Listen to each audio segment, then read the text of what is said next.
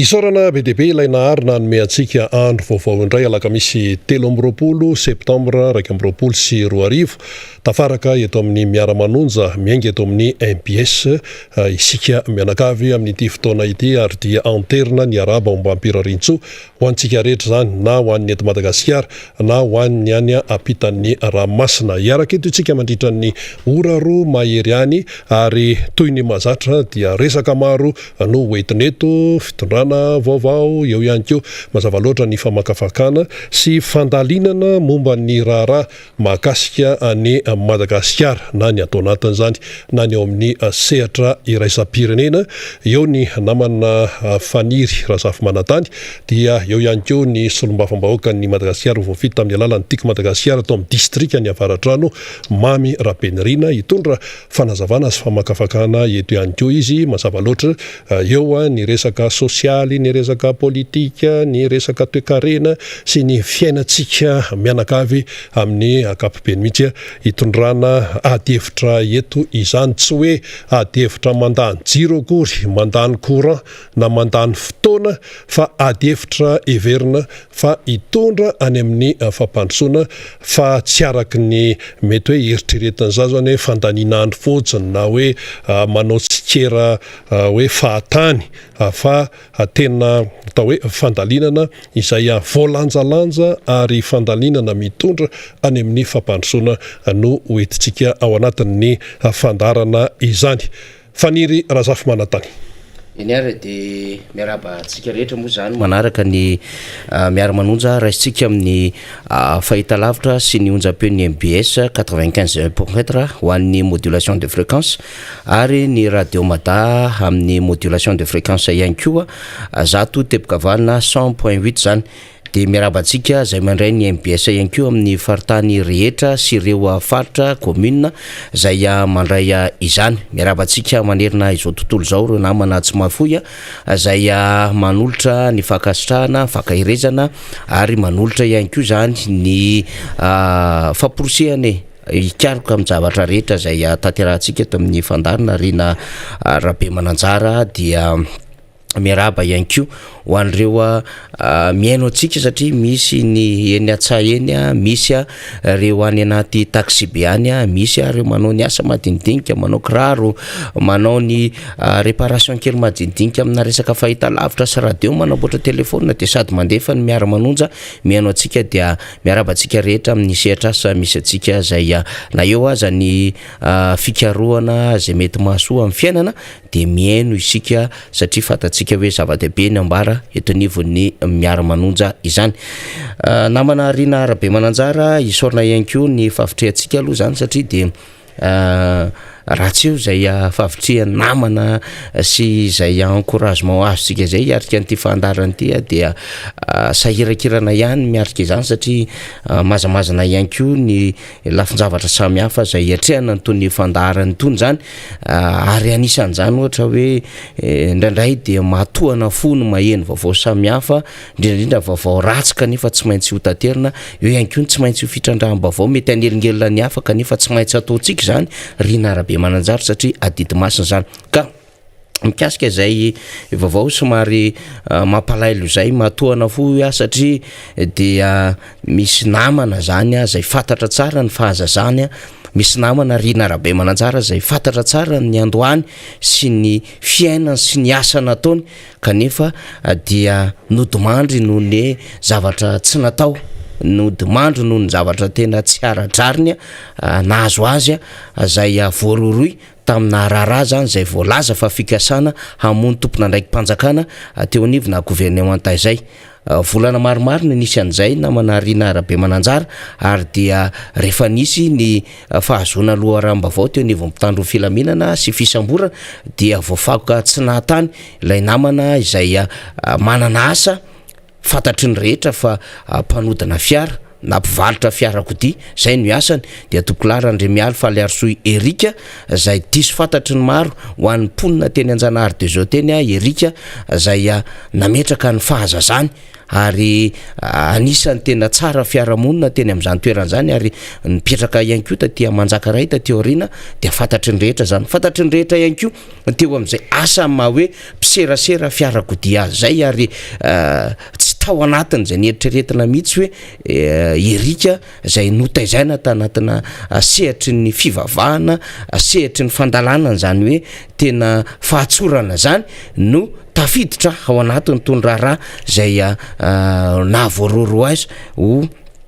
voalaza zany fa nikasa hamono tompona ndraiky mpanjakana teto anivon'ny firenena voafoaka tsina zay no azo lazainy rehetra azy tao anatin'ny communication zany tamin'ity raharaha ty ary raha ny fantatra dia ny fanadadiana dia fananala azy tsy ao anatiny zany raharaha zany kinanjo anefa dia olona tsy nieritreritra an'izany fonjany tsy afahazany ry narabe mananjara olona tsy nieritreritra amin'izany resaka hoe tena hanao eloka be vava izany no nihity tampoka any maison de force dia nisy fahavoazany zany satria nanana aretina mitaiza izy teo amin'ny tositra ary nanana aretina mitaiza ihany koa izy satria dia voadona tany amin'ny lafin'ny fo zany rehetrarehetra zany satria rehefa mihidy any amin'ny fonjany tsefa fatatsika maison de force pour les criminels ny fonjany tsefa dia voadona ny atodo anatin'izany voadona ny vatana lasa marefo satria betsaka ny adi-tsaina betsaka ny zavatra zay manelingelina ao anatin'izany indrindra moa zay fahafantaranao zay voakasiky ny raha fa tsy nanao ianao ary tsy meloka tamin'izany raha izany kanefa dia voaendrikendrika na no ny tsirambana dia tratra tsy fidiny any anatin'izany fonjabe ny tsefa izany miaraka an'ireo mpanondrana antsokisokony arem-pirenena miaraka amin'ireo mpamoan'olona gaigla miaraka amin'ireo mpanao kidina pinina dia enjany zany raha izany ary zay no hitondrantsika ny teny fakahirezana ho an'ny tompolahy Randremialy Faliarsoy Erika na Erika zay manana ny fianakaviany zay ny sasarany sy niezaka na mpianatra sy ny kolokolo azy kanefa no potehina ilay fiainan'ilay tovolahy zany fantatsika tsara zany satria raha ny toerana nisy azy teo Anjanahary narabe mananjara dia 20 metatra miala ny trano zay nitoeranay teo Anjanahary de zao zany no nisy any Erika ary fantatra tsara teo anivon'ny fiarahamonina fa mitsikitsiky lava ary nahita ny fahazazany sy ny fandehanany zany nanomboka nianatra nandeha ny tena ary nisy fotoana zay mba niaraka ihany zay fapriari zany nandritry ny fotoana maro satria zay teneniko zay hoe 20 metatra miala ny tranony tena nisy azy ary mbola nahita zay fatandroany sy zay fivezivezeny nianatra sy fikirizany zay ary nahitany an'ity asa hoe ny sera fiarakodia ity ny tena dia mahafantatra tsara zany hoe tovolahy niotra tamin'ny fiainana ary tsy mba niadevitra tamin'izany resaka politika izany ny matetika aza dia ny tontolo ny fivavahana no tena nandaniany fotoana zany fa izao moa ny zavatra mitranga dia potika ilay fiainan'ilay tovolahy maty ilay tovolahy malahelo ny fianakaviana ao anatin'izany raharaha izany ary misy zavatra lehibe azotsika raisiny zany ry narabe mananjara dia ny amin'ny hoe atramin'ny ovina zao fitondram-panjakana zao no atsiaro fa misy zavatra tsy mety tsy aradraro marobe ataony zany fitondram-panjakana zany ary tsy voazao zany ry narabe mananjara fa tamin'ireny fitakinana ataon'ny mpianatra reny nge mpianatra mitaky ny zony ara-dalàna ao anatin'izany vatsim-pianarana zany kanefa dia namoizana sy ny tifirana mpianatra takin'izay seho tany Tomasina ry narabe mananjara iny le hoe tiran l'air izy kanefa tany amin'ny fehany lay tovolahy mpianatra zany mbola nisy ihany koa tany Toliary zay nahafatesana mpianatra ry narabe mananjara ary farany teo fatatsika tsara fa nisy etsika zay natao tsika teto anivon'ny miara-manonja zay nisamborana reo manao akanjo mena fotsiny nanao akanjo mena fotsiny ary nambara tamin'izany fa de hoe tim iny de maheno an'izay le mpitandro filaminana de misambotra zany teo amin'ny 12 sa 1 teo izy ireo zay nifonjana teny amin'ny fonjana tanymora tamin'izany fotoana androany kanefa le acte dia tsy consommer mbola tsy tonga tena toerana reo solomavomoaka zay tompony fanasana anao tatitra fa reo olona zay hieny tatotra indray fa nanao akanjo mena indrindra akanjo miara-manonja na nanao badja mena rendraya no nosamborona de nipotehana le fiainan'le olona nandritra ny 3 volana tany hoany tany amin'ny fonjana tamora misy ny faharatrana arabatana sy aratsainy zany na tiatsika na tsy tiatsika ary tsika mbola mahita hatramin'izao ny raharaha Berija sy ny Zokobe Roly Mercia zay ny fonjaina tsy fidiny any amin'ny fonja zay itazomana azy resaka cybercriminalité ny iray any Berija resaka voalaza hoe fa raharaha hafa ifamatorany amina fanoanana hetsika teny amin'ny sapanana ambompo no itazomana ny Roly Mercia kanefa ilay mpianatra na ilay tanora iray zay nisamborona tamin'izany rina de efa nanao taratasy filazana fa tsy marina fa noterena izy hiresaka sy hitonona ny anaran'ny Roly Mercia mba hahafahana zany manapaingotra ny Roly Mercia dia samy nosazina 4 volana na i Roly Mercia na i Berija teraka fahampitena sy fahavoazana zany ary zay le zavatra resahantsika hoe hatramin'ny oviana le fitondram-panjakana no WhatsApp fa tsy mety io zavatra ataony io fa malagasy de zao mino malagasy ny famarinany raharaha ny orinany mino malagasy fa tsy maintsy mbola isy valiny trango ohatrandreny ary ny raha latsaka ho an'izay nandatsaka ny raha de mbola ho adinina an'ireny ary ny ainana foy tsy ara-drariny sy ny fanapotehana sy ny famonjana tsy ara-drariny de mbola ho adinina ho anjainanao an'izany satria ny fonja de natao amin'izay meloko fa tsy natao amin'izay hoe alakobika tsy tiako tare zay ary tsy natao hanapotehana fiainan'ny olona ny fonja ary tsy natao ihany koa hanimbana fiainam-pianakavian'ny olona ny fonja satria tsy izany no anaovana ny fonja araky ny nambaratra amin'izay de hoe fanarenana io fanitsiana izay lalana diso nataon'ireny tanora na ray aman-dreny zay mety voameloka tokoa tao anatin'ny raharaha zay mety hanamelohana azy fa izao zany de hoe maty lay tovolahy na de fantatrary satria efa mandeha ny lafim-panadidina hoe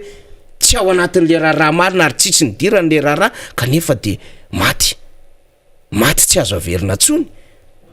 ny ala teo anivon'ny fianakaviany ny ala teo anivon'ny namany ny ala teo anivon'ny fiarahamonina ary potika le maholombelona azy tamin'ny fotoana fahavelomana na ny voninahiny na ny asany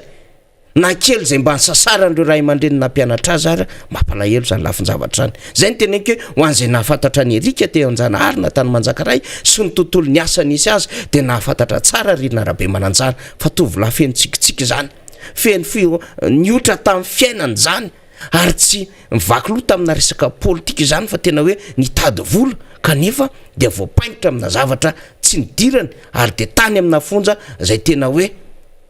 tondra fahasimbana ara-tsaina sy fahavoazana ara-batana na amonjana azy mampalahelo zany raharaha zany inona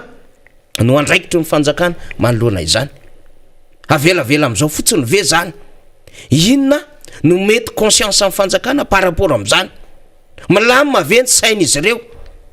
na tiana na tsy tiana tsy tokony ilamina am'izany ny saina fa anjara ny tompona andraikitra no mitondra n'izany lafin-javatra rehetra zany hoe nisy faharatrana sy teraka fahavoazana ara-pahasalamana ary nitarika fahafatesan'olona ny fanapahan-kevitra zay tsy ampy everana ary tsy voadinika nandritra n'izany fitazomana olona izany satria efa nisy fanadidina marobe ary nilaza manokana izy fa tsy mahafantatra sy tao anatin'le raharaha kanefa ninina foana natao zay fitazomana zay rina rabe mananjara zany ny vaovao zay ny ilazantsika hoe tena mamono olona le fitondram-panjakana amin'ny lafiny maro ary manimba fiainan'olona le fitondram-panjakana amin'ny lafiny maro ary amin'ny akapobe mihitsiny zany ary zany mbola ijorontsika sy tenenantsika rina hoe raha mbola misy foana zany tsy ara-jariny sy tsy ara-dalàna zany ary mamotika ny fiainan'ny voaka malagasy zany na izy na iza de mbola ho tenenintsika zany rina ka eto mpamaranana zay adevitra zay zany de mitondra ny teny fampinonana ho an'ny fianakaviany erika ray manontolo ny ray aman-dreniny ny raitapo aminy ny fianakaviany rehetra ny vady aman-janany sy ny mpiaramonina sy ireo mpiara-miasa taminy itsika eto anivony miara-manonja reny Eny ary zay ny momba an'iny ino moa zany atao hoe tatim-baovao ihany koa sady fitondrana faneho-kevitra manoloana ny zava-misy no entin'ny namana faniry Razafimanantany fa ny fiainam-pirenena ao anatin'izany rehetrarehetra zany dia arahantsika amin'ny atsipiriany. Ny zavatra nitranga zao tao anatin'ny 4 ora dia ny teny teo amin'ny tribune na teo amin'ny pupitre teo amin'ivon'ny firenena mikambana ny filoham-pirenena malagasy izany ary dia samy andry ny rehetra moa zany dia tao moa ny naheno tao ny tsy naheno fa ho an'ny tsy naheno zany dia adiditsika ihany koa no mitondra famakafakana amin'ny lafin-javatra tahaka an'izany araka ny efa naverimberina teto ombenombeny. Nisy resaka Ilze Pars tao, nisy resaka zava-bitan'ny mpitondra tao, nisy resaka momban'ny Covid-19 tao, misy resaka momban'ny firenena afrikanina amin'ny ankapobeny tao nandritra an'izany lahateniny filoham-pirenena izany. Ny raisitsika voalohany aloha dia momba ny Ilze Pars ity satria teto sika dia ny teny mihitsy hoe ho teneniny mpitondra fanjakana malagasy any amin'ny firenena mikambana ve ity resaka Ilze Pars ity satria dia efa any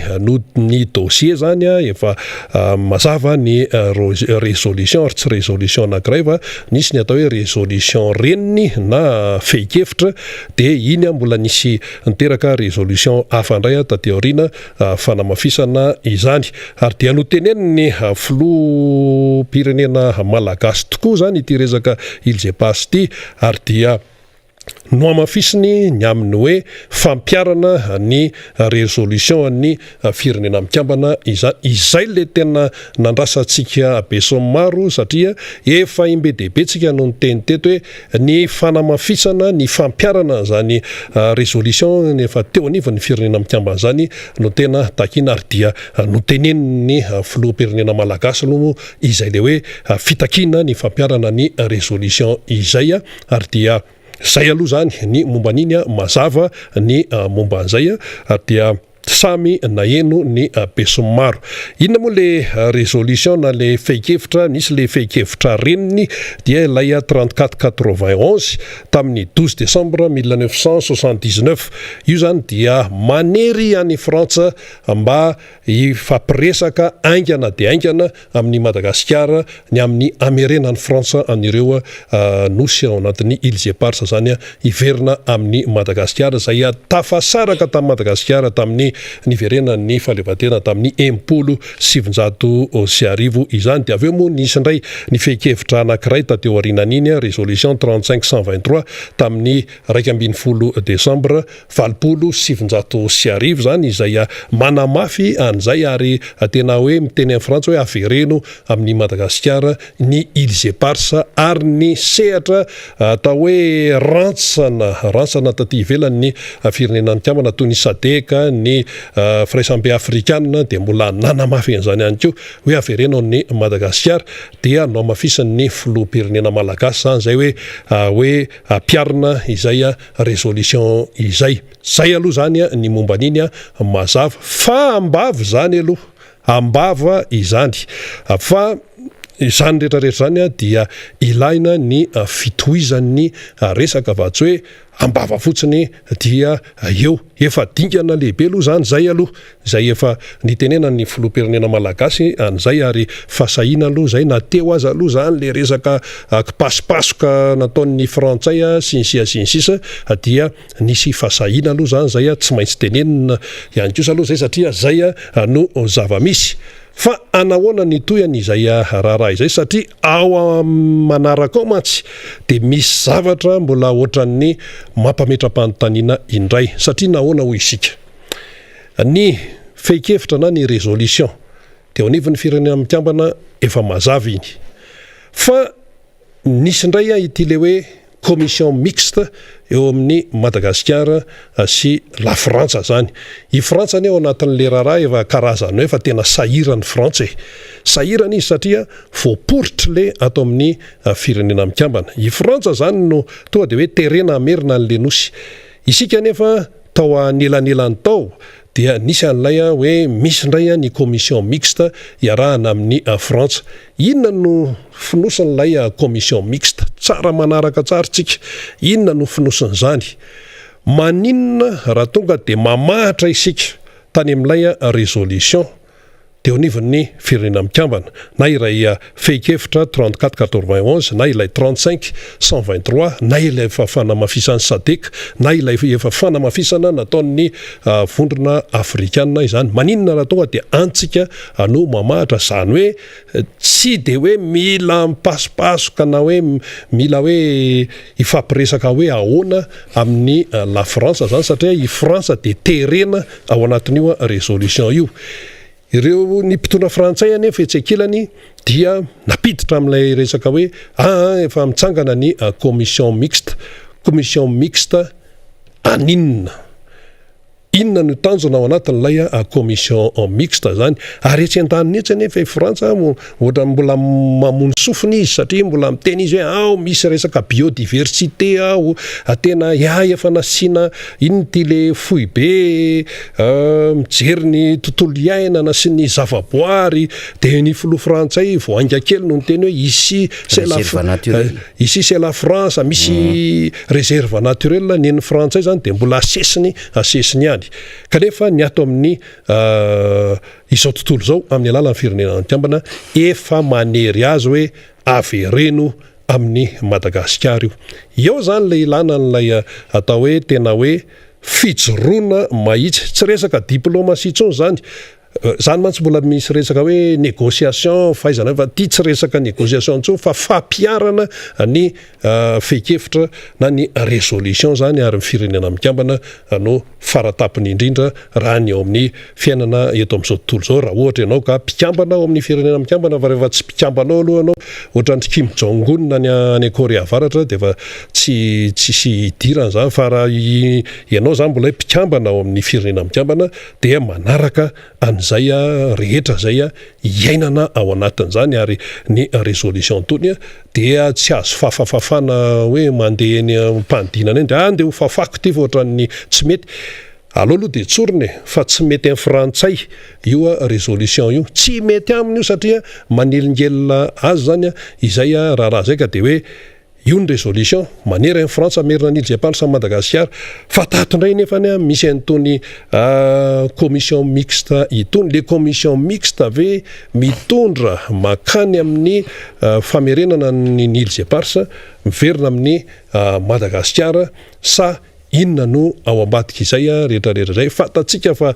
ny atsona hoe colonisation na ny fanjanahantany dia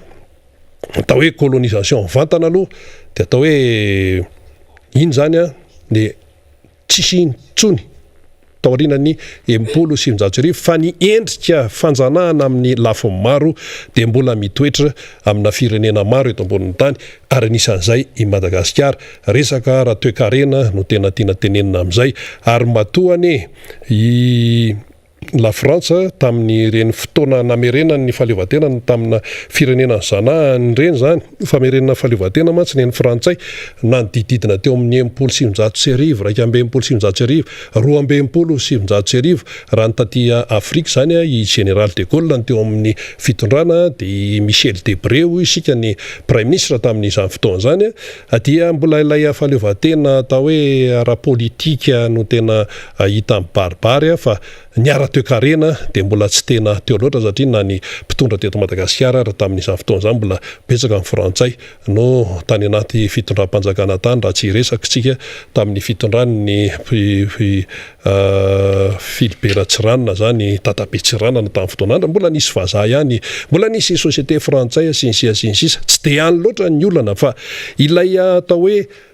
fanjanahana amin'ny endriny vaovao sy ilay antsona hoe teny filamatra mpanjanaka tamin'ny fotoanandro nilay hoe zarazara ao anjakana dia mbola hita taratra foana mandraka kehitriny, ary ohatrany hoe masikely izy miova endrika fotsiny fa ilay afotokevitra zarazara ao anjakana mbola mipetraka ihany. Ary le izy amin'izao fotoana izao tsy hoe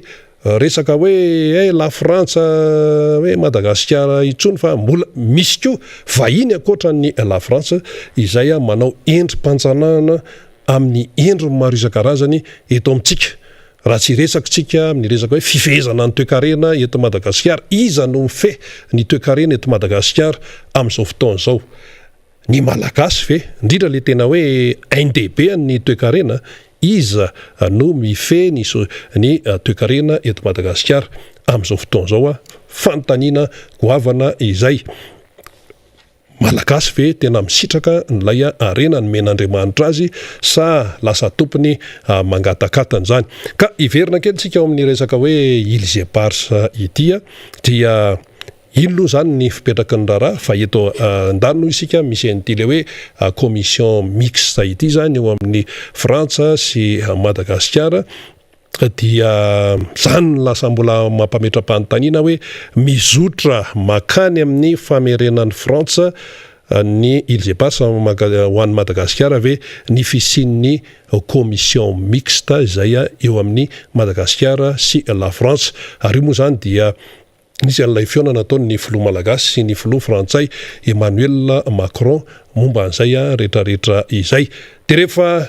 hiditra ndray amin'ny fifidianana filoham-pirenena frantsay amin'ny herintaona, nga eto misy mahazo antoka hoe tsy maintsy inga Macron no lany eo, mety ho lany izy na lany izy zany na tsy lany, zay tsy maintsy zay no zavatra mipoitra eo. Ary raha ohatra zany ka ataontsika hoe afandray ny filoha frantsay tonga eo, ohatra hoe tena atao hoe cas extrême tsika hoe i ramatoa Marine Le Pen no tonga eo, ohatra zany mba resaka atao zany dia anahoana ny mety ho fisehoan-javatra satria zany politika ny Marine Le Pen zany fatatsika fa tena hoe any amin'ny tena manenjany zany indrindrindrindra hoe sarotiny amin'ny hoe fiarah-miasa amin'ny any ivelany raha tsorina de hoe tsy de misy vakiny loha loatra ny resaka hoe firenena sahirana tahaka ny Madagasikara. De zany rehetrarehetra zany mbola mifamaofao ao anatin'ny saina daholo. Ka raha toa zany ny filoha malagasy ny teny mazava teo amin'ny tribune ny firenena mikambana ny amin'ny hoe amafisana ny fampiarana ny résolution ny firenena mikambana ny amin'ny hoe amerena ny Frantsa ny Îles Éparses ny Madagasikara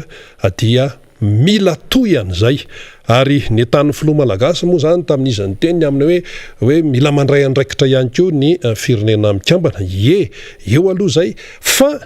ny malagasy ihany koa sy ny mpitondra ao aminy dia mila tena hoe mihetsika ihany koa mba hahafahan'ny olona zany hoe manosika atsika avy ato aoriana, satria na iza mpitondra fanjakana eto Madagasikara raha vao resaka hoe zavatra namela ratra ho an'ny tantaran'ny firenena malagasy dia sady indray hoe zony malagasy tsara mihitsy ny ireo nosy ireo na iza mpitondra dia manana aditsy andraikitra amin'izany toanan'ny vahoaka malagasy satria nosy malagasy ilay Îles Éparses io izany. Ary ny anjara miara-manonja tahaka ny toniny dia le manetsiketsika an'izy ary milaza ny zavatra zay mety matoritory, ary izay tao miara-manonja aloha de samy teny fa anisan'ny atao hoe nitondra anjara briky BDB momba ny te fanetsiketsehana ny resaka Îles Éparses ty. Raha tsisy koa moa mpanetsiketsika de any very anjavony any izy kanefa de arena be io reo nosy ao amin'ny Îles Éparses reo ane ny akamarony aty amin'ny canal de Mozambique dia ahitana pétrole ohatra. Eo anelanelany Mozambika sy Madagasikara eo zany haitsika zany tamin'ny Stozeo tany ampianarana 700 kilometatra zany elanelan'ny Mozambika sy Madagasikara. I Mozambika tompoka dia mitrandraka pétrole. Zany hoe mbola ao anatin'ny faritra mason'ny Mozambika zany izy no mitrandraka, zany hoe any amin'ny 200 kilometatra any zany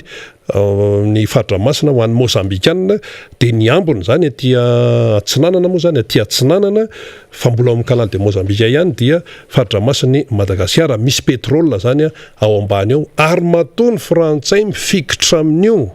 de fatany tsara efatra any amin'ny andro ny général de Gaulle fa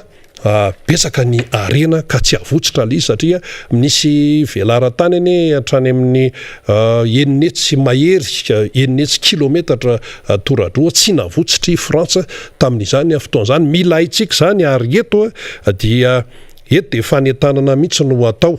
ho anay eto amin'ny miara-manonjeto ho atsika teratany malagasy marina fa sarotra amin'ny fiainana fa entanina isika tompoko mba amantatra arak'izay tratra ny tantarany firenetsika aza vela fotsiny hoe anjaran'ny filera tantarany amin'ny université zany fa tsisy idiranay fa ianao zany mila mahay ny tantaranao satria tamin'ny fotoana amin'ny fanjanahantany eny ny tantarainy ny dadabe sy ny bebe anay aloha ny tantara amin'ny Frantsa eny ny nasaina ny anarany ankizy tany ampianarana ny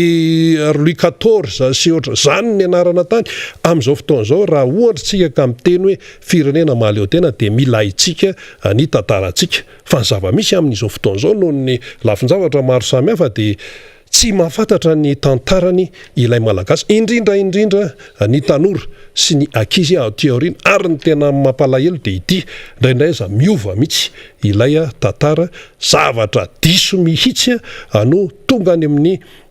taranaka faramandiny ary mpitondra fanjakana ihany koa dia manana andraikitra lehibe mihitsy amin'izay fahafantarana ny tantarany Madagasikara zay mba tsy sanatra hoe ifamadika hoe ohatra hoe rahasalama le fonina tery ambopotsy mety lasa voateny hoe mety tsinay ihany koa hoe navarina ny mpamarina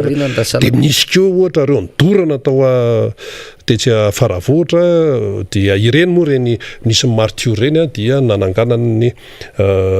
fiangonana zany Tsangamaty dia nasiana fiangonana Tranvato Ambopotsy Ambatonakanga Mpamarinana faravohitra raha ny eto Antananarivo zany no resana ka zay zany ny tiana tenenina ao anatin'ilay izy hoe voaresaka ny Îles et Parses ny fitakiana ny Îles et Parses atao amin'ny tribune atao amin'ny Nations Unies fa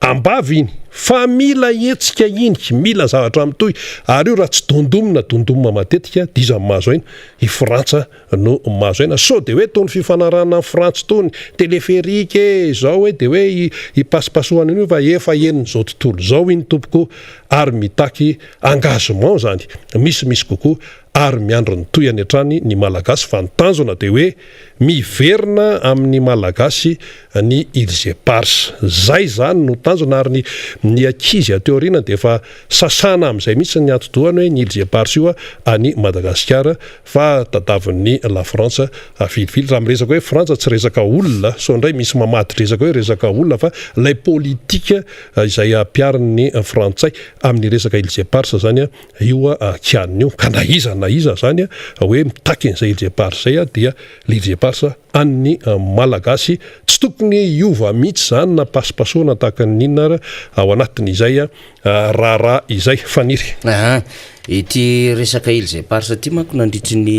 fotoana sy andro maromaro tena nyresantsika teto mihitsy Rabe Mananjara hoe fanararotana ny eny amin'ny tribune Nations Unies ny fanjakana malagasy hiresahana ny Îles et Parses io dia ny miara-manonja zany zareo dia nyresahany tokoa le izy ary mentsika teto hoe ity le résolution tamin'ny 1979 tokony resahany io zavatra io mba ahafantarany eo anivony sehatra resam-pirenena fa mbola tsy tafaverina a Madagasikara le izy mba ahafahana ihany koa zany mametraka ny paikady eo anatrehany frantsay amin'ity ady amin'ny Îles et Parses aty ka zao le resahany rina hoe ino ny resaka ambava fa inona amin'izay ary nytoy an'iny resaka iny nefa nambara aloha zany dia hoe nyresahana le izy teo anivony tribune Nations Unies zany fa ny resaka ambavy iny fa raha ohatra zany ka ho an'ny fitondram-panjakana malagasy dia mbola omentsika azy foana le sopapa mba ahafahany mandeha any amin'le ady satria efa fantatsika fa marefa nge le fitondram-panjakany dikan'izay tsy tokony hedikevitra ntsony ny commission mixte iny satria tsarotsika tsara rina tamin'ilay fandehanany filoha malagasy tany amin'ny fionan'ny MEDEF dia niona tamin'ny filoha frantsay Macron izy dia zao ny nambaran'ny filoha frantsay Macron zany hoe mikasika ny Îles et Parses dia efa nanangana n'ilay commission mixte atsika ka hotohizana ny asan'ny commission mixte io fantatsika nefa ny objectif amin'ny frantsay anatin'ny commission mixte na tena ibody tanteraka ny Îles et Parses izy na hanao co-gestion izy ici c'est la France zay zany fabodony le izy fa langage diplomatique le hoe commission mixte sy le hoe co-gestion dia zao le izy zany tsy possible mihitsy hanao restitution ny atao hoe restitution dia famerenana tanteraka ho atsika ho an'ny firenena malagasy satria atsika ireo niraikitra tamin'ny tany be reo mialohan'ny fanjanahantany dikan'izay zany de hoe nisy lay etsika zay anatao iny fa mila mandefa taratasitsika eo anivon'ny firenena mikambana ho toy aniny adevitra omaly iny rina rahabe mananjara raha mahay zany le fitondram-panjakana ka dingan'ny avy hatrany le commission mixte dingan'ny avy hatrany lay nataon'lay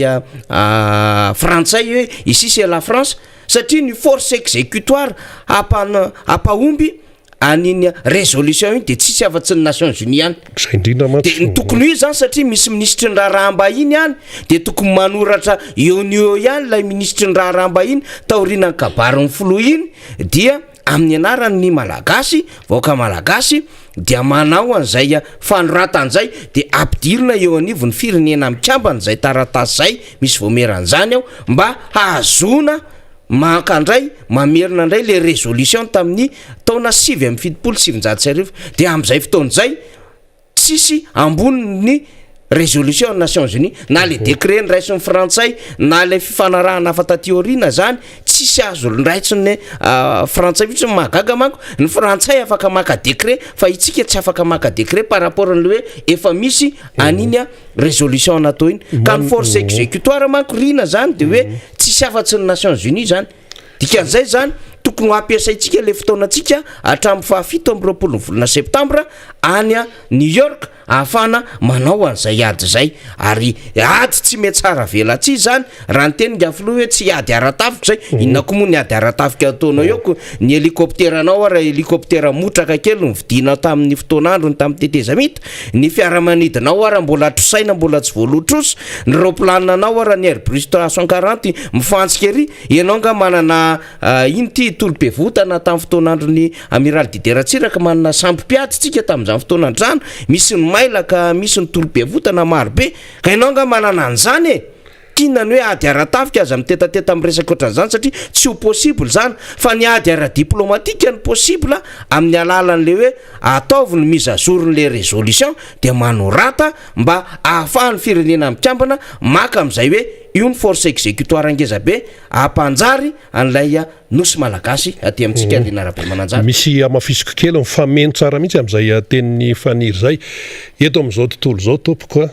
na inona atao hoe fifandonana zany na aratafika io na fifandonana amin'ny endriny hafa io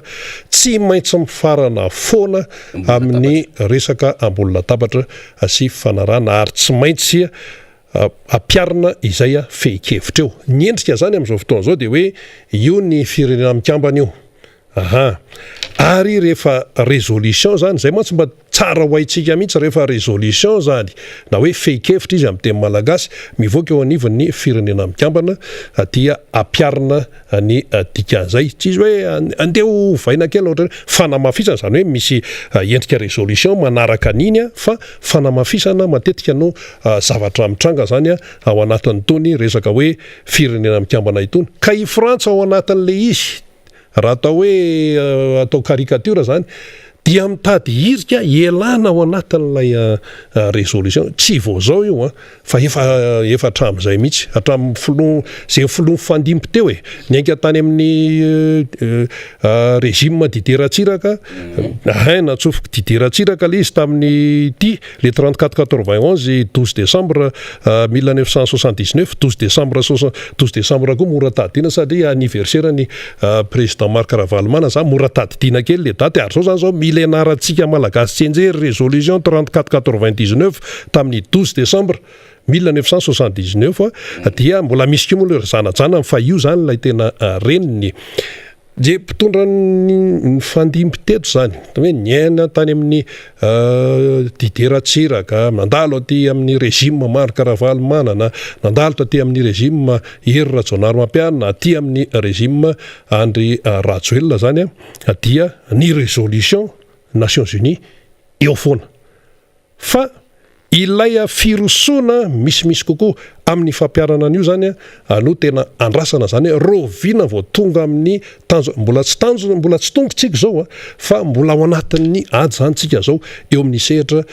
iraisa pirenena izany ka ny tena hoe tiana atongavana ao anatin'le izy de ity zao misy ohatra anankiray hoe Crimée zany Crimée zany tany any amin'ny any atsimon'ny Russie zany de mifanjinja teo zany i Ukraine sy Russie de ahoany ty Crimée ty dia reo moa zany efa fandolondolo teo amin'ny resaka aratafika satria Ukraine koa firenena lehibe tao anatin'ny Sovietika taloha izy de i Crimée io zany efa point d'interrogation de io efa nitsiritin'ny Russie mihitsy de misy atao hoe olona ampiasain'ny Rosianina ao amin'ity Crimée ty zany de inona no nataony nanao référendum izy le référendum hevi-bahoaka mihitsy hevi-bahoaka mihitsy natao hoe référendum hevitra avy any amin'ny vahoaka dia nivoaka tao anatin'le référendum hoe hiaraka amin'ny Russie tonga de atakina teo satria raha amin'ny resaka iraisam-pirenena zany hoe hevi-bahoaka izany no atao hoe tena fototra sy atao hoe manana ny lanjany ihany koa tsy azo amavanana zany hoe hevitra mivoaka avy any amin'ny vahoaka zany ny Frantsay nefa tamin'ity resaka Ilse Pars ity resaka décret no niraisin'ny zareo tany amin'ny 70 mialohany namerenan'ny fahaleovantena tamin'ny Madagasikara zany nendry zareo décret nitazonany amin'ny Ilse Pars ato mipotra ny résolution ny firenena mikambana tena hoe miavereno amin'ny Madagasikara le izy dinray ny mpitondra fanjakana amin'izao fotoana zao milaza hoe andaonray anao commission mixte mba hijerena an'le izy sy sisa restitution nefa no tanjona ao anatin'izay de fanontaniana ary mipetraka manao hoe raha ohatra afaka afantarina ny hevitry ny vahoaka malagasy ary ohatra amin'ity resaka Ilse Pars ity zany fanamafisana ao zany tsara atao tsika hoe manome sopapitsika fa le izy moa tsy natao hatramin'izay afaka manao référendum ane ny malagasy hoe antanina ny hevitry ny vahoaka malagasy le vahoaka malagasy mihitsy no antanina ary ny firenena mikambana mananja zany fa le izy tsy natao hatramin'izay de lasa andizan'ny Frantsay tsika hatramin'ny izao zany tsika koa moa mbola tao anatina fahasaranana izako amin'ny mihetsika zao dia tsy navitan'izany fa ny Rosiana zao tonga de nataony référendum rehefa fatany ary izy koa milalao be ny Rosiana tao anatin'io de lasa ny Crimée niaka teo zany ny Ukrainianina tao anatin'izay rehetrarehetra izay fa ny teto amintsika aloha hatramin'izay zany dia natao hoe misy référendum na tsy misy raha manontaniana fotsiny ny hevitra ny vahoaka malagasy ahoana ny hevitra angamba tsisy teny hoe avy aloha raha io lasan'ny Frantsay renao rehefa ny zanahany efa nandritran'ny 70 taona mahery dia efa firy zany ny atao hoe lanjan'ny arena zay lasa zany tsy midika mihitsy hoe makala Frantsay tsy hany mihitsy fa lay politika ampanjanahana zany tiano tenena de mbola mitoetra foana amin'izao fotoana zao na de somary miova endrika aza ilay izy ny politika ampanjanahana dia misy foana na miova endrika aza ilay izy ary ny fisian'ny firenena mikambana dia anisany atao hoe balizy ingeda-be eto ambonin'ny tany mba atao hoe isin'ny fampandrosoana miaraka miainga zany fa tsy tsony hoe ary tena fadiranovana ary tena ohatran'izao de izany ny tena antom-pisin'ny firenena mikambana ny reny be firenena mikambana moa ny société nation zany tamin'ny fotoanandro tany tsy maintsy teneniny zany mba ahafantarantsika ny tena marina ao anatin'ilay izy fa tsy hoe mandeha zany vaovao de ohatran'ny hoe makamakam-bolony fotsiny hoe zao ndray hony zao ndray hony ka le hoe izao ndray hony tokony ho tonga any amin'ilay tena fahafantarany tsirairay alay zava-misy ka alao zany tsika manaraka hatrany hatrany mihitsy fa tsy misy adala akory ka ndeha hiteny hoe loranka hoany zany nefa zao tontolo zao nefa ao an-damositsika momba n'ity raharaha ty ny anapitsika zay rina de tsotra fotsiny ihany amin'ny hoe raha ohatra zany tsika mandeha am'izao fotoana zao dia la herim-panjakana no tokony hatanjaka zany any New York any hiady amin'ity Ilse Pars ty zany zay zany tena tokony capitaliser-ny fanjakana zay effortny zay ka tokony hanoratra izy ahafahana mikarika n'le force exécutoire hotsika eo anivon'ny firenena mikambana ao anatin'izao 76e session ordinaire izao ny firenena mikambana zany fanararoatra zany hosika satria raha iteniny filoha hoe tsy ady aratafika de mbola tenentsika any tsy manana hery am'izany tsika fa mipetra tsara ny dalo ara manahirana atsika maika andeha ady miady amin'ny frantsayntsika frantsay zay manana fitaovana be sy ny sisa ary le izy koa de ady tsy mety tsara velatsi satria rina tsarotsika tsara rehefa tonga teto Madagasikara Jean-Yves Le Drian zay ministra frantsay misahana ny Eropa sy ny raharaham-bahiny fa i Frank Riester lay niarana nosiny amin'ny ministry ny toekarena sy ny volantsika ministra délégué iny fa ity tena ministra frantsay samy hafa zany ka ministra lefitra zany fa ity Jean-Yves Le Drian ty rehefa amin'ny arifentra zany mbola ambanin'ny Jean-Yves Le Drian izy le nandeha tany Brown iny ngaflo tany amin'ny Brown le nanarika an'le fanaovatsony la iady hevitra be hoe tena mampetry voninahitra an'le filoha sy le firenena iny fandehana ny tany iny zany de aresahany zany mba ho fantatry ny rehetra zany ka iverenako ty hoe rehefa tonga tety Jean-Yves Le Drian de inona ny nataony rehefa tonga teto amintsika zay le tenentsika hoe mbola manahirana le langazintsika sy le fomba fetsika ndraindray satria inona ny nentintsika rehefa tonga teto izy nentintsika ao androva izy raha tokony izy tsy tokony teo androva manjakamiadana Jean-Yves Le Drian raha ny tantara ny frantsay sy Madagasikara ny resazay ilaina hoe tsy maintsy hainy tantara nambabo aratafika sy ara-panjakana any Madagasikara ny frantsay nanandrana niditra tatia Tomasina fa tsy vaky ny frantsay Tomasina fa tatia Majangy izy no niditra rina rabe mananjara zay le natonga eny tsy misy mafy ohatry ny ady tany indriba fa na izany naty zany nisy any ny ezaka nataony satria misy rafi-pitondrana teto imerina tamin'izany fotoanandro zany tena niady nanao zay ho vitany ny manisitra ny manendy ny tsiaron-da ny zazamanga ny maintenyreny ny tsy miambola nanao ny fomba rehetrarehetra zany zay sisakanana amin'ny frantsay niaraka tamin'ireo hoe efa nisy tafika zay any fanjakana malagasy tany morotsiraka zany saingy zao ao anatiny koa misy mamadika be dabe de tafiditra ihany le frantsay teto Madagasikara zany ka raha ny tokony zay le resantsika hoe tsy miady mitsara velantsitsika fa tsy tokony niditra teny androva mihitsy Jean-Yves Le Drian raha ny tokony izy raha izay faharoa de zao inona moa nataony Jean-Yves Le Drian rehefa tonga tety amintsika de nitsidika an'ireo tetikasa vatsiny ny AFD izy na ny inona moa ty izy ty lay agence française ny développement zay mampiasa sy miasa eto Madagasikara de mbola taiza koa izy nitsidika ny Institut Pasteur akoatrany hoe nitsidika ara-pomba fitsidiana amina fantalovandreotrandreny ny beny tanàna efa tsy sinadevitra fa ohatry mitovitovy ihany le endrika zareo zany ka tiako tenena tamin'izany de hoe rehefa mandeha ohatrandreny le ministra de mijery le tombotsoan'le firenena izy fa mety tsara velatsi eo amin'ny tany misy anao zay zany le manahirana le tsy manao ady mety tsara velatsi tsika fa manao ady misy lojikitsika ara-diplomatika zany de itsika ndray koa nefa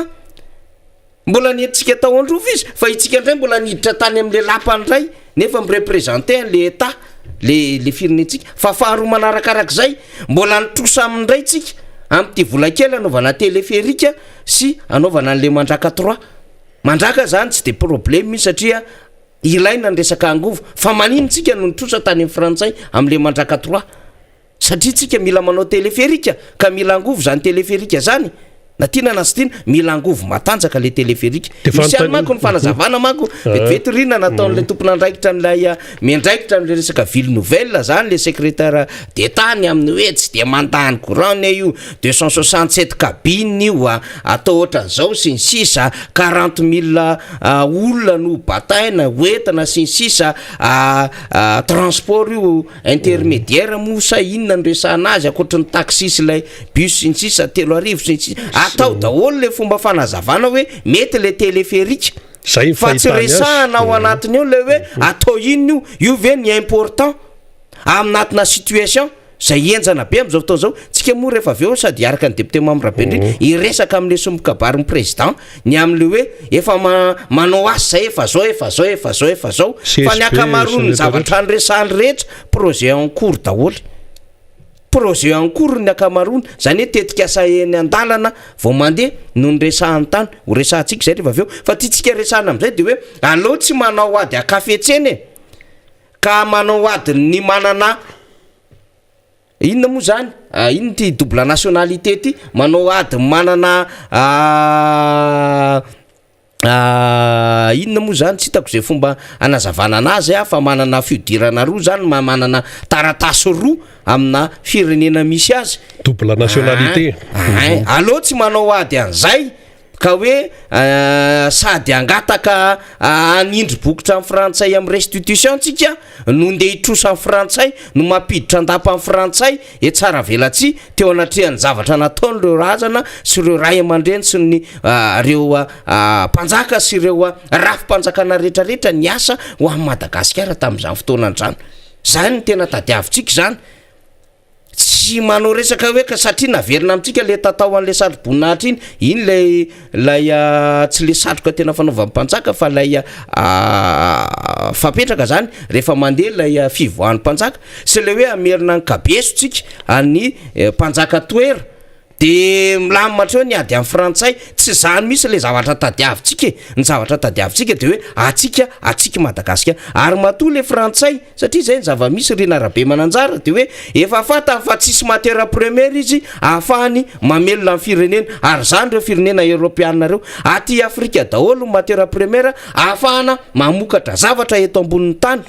fa tsika moa malagasy tsy manana fahefana anao industrie lehibe sady Frantsa nanana zanatany maro indrindra de reo ny velomany sy ny orinasan'ireo ny velomany any amin'ireo zanatany reo de fatany fa ao amin'le îles éparses le matière première atanjaka satria efa meritra amin'ny pétrole aty amin'le firenena arabo miady sy aty amin'le américaine tahaka ny Venezuela sy ry izy ty akaiky ny Venezuela dia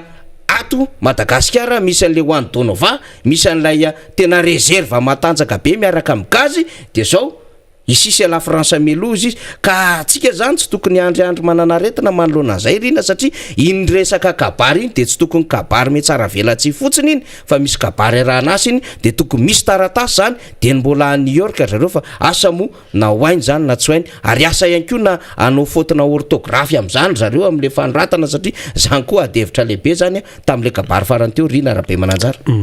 ka lizy mila fandraisana andraikitra lizy satria hitatsika zany am'zao fotoan'izao fa ny politika frantsay de politika na kafetsena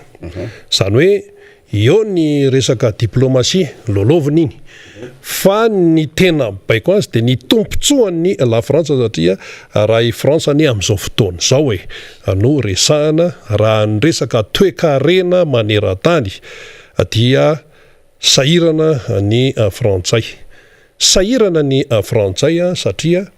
eo aloha ny Amerikanina efa tsy tazy anaovana azy ny Rosianina ihany keo manamaizy azy ary ny sinoa ny kely maso mba ahoana ho isika efa tena miditra lalina ty Afrika ny sinoa am'izao fotoana zao zany lalambe LGBT zany ene reo olona ka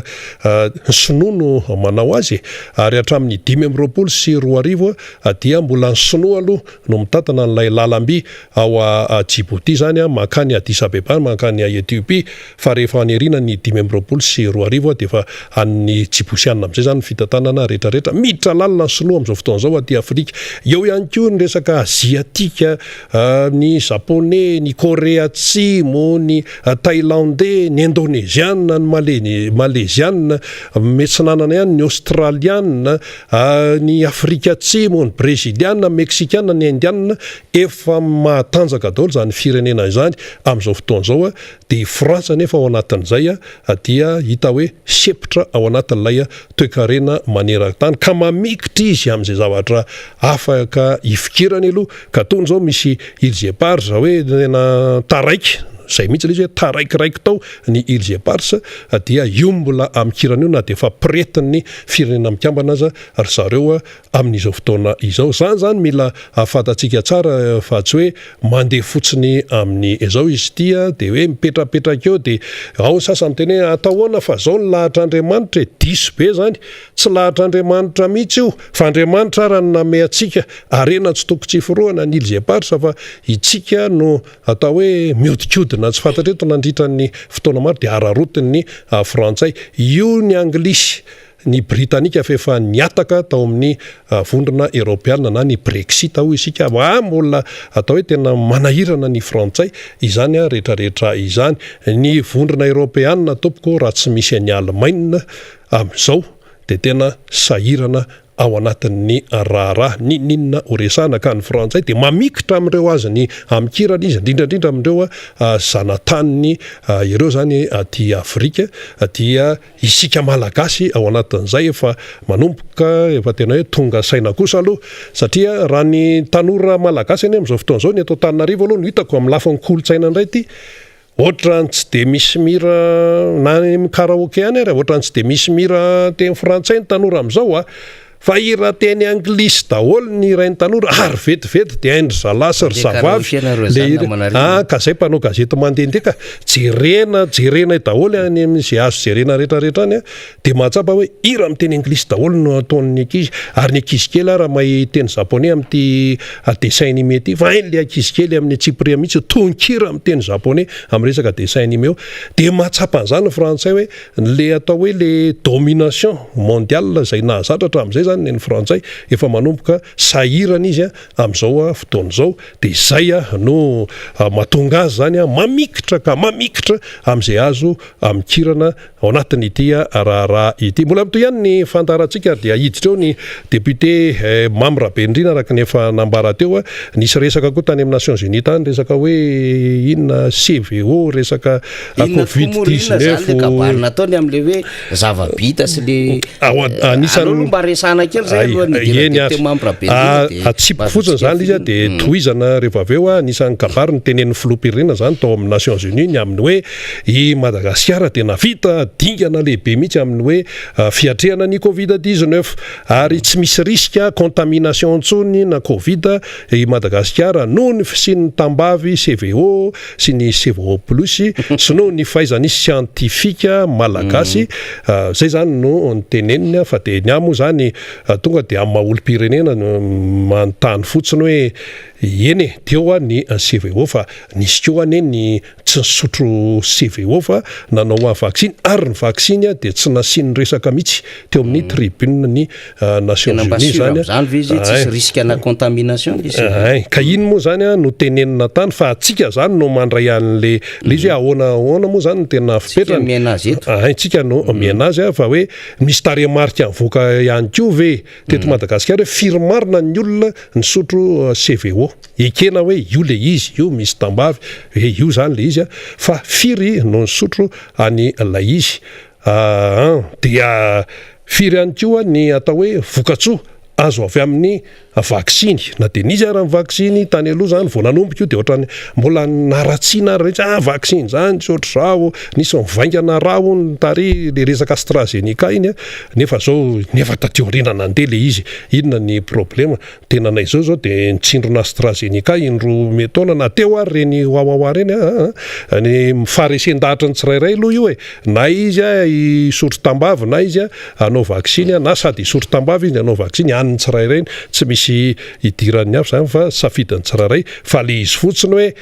teo ny CVO teo ny tambavy iny efa nisy iny fa mba nisy koa zavatra hafa toy ny vaksiny satria nisy olona resy lahatra tamin'ny fanaovana vaksiny izay zany ilay fipetrany dia teo amin'ny fitantarana ny zava-bita marobe mbola ho tohizanareo ny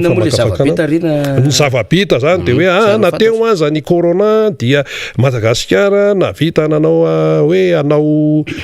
mbola misy ihany koa no ny ankoro dia hoe CSB hôpitaly manara-penitra kianja Barea zany reny zany le hoe va vita kianja gymnase académie nationale des sports de haut niveau tanàna vaovao Tanamasoandro dia ny logements sociaux maro dia hoe anao train urbain sy ligne téléphérique io ndray le resaka téléphérique io dia hoe fizarana titre verte aporsianandreo mpandraraha ara-pambolena zany hoe zavatra atao sy hoe programme maro samihafa no tenen'ny filoha zany tany amin'ny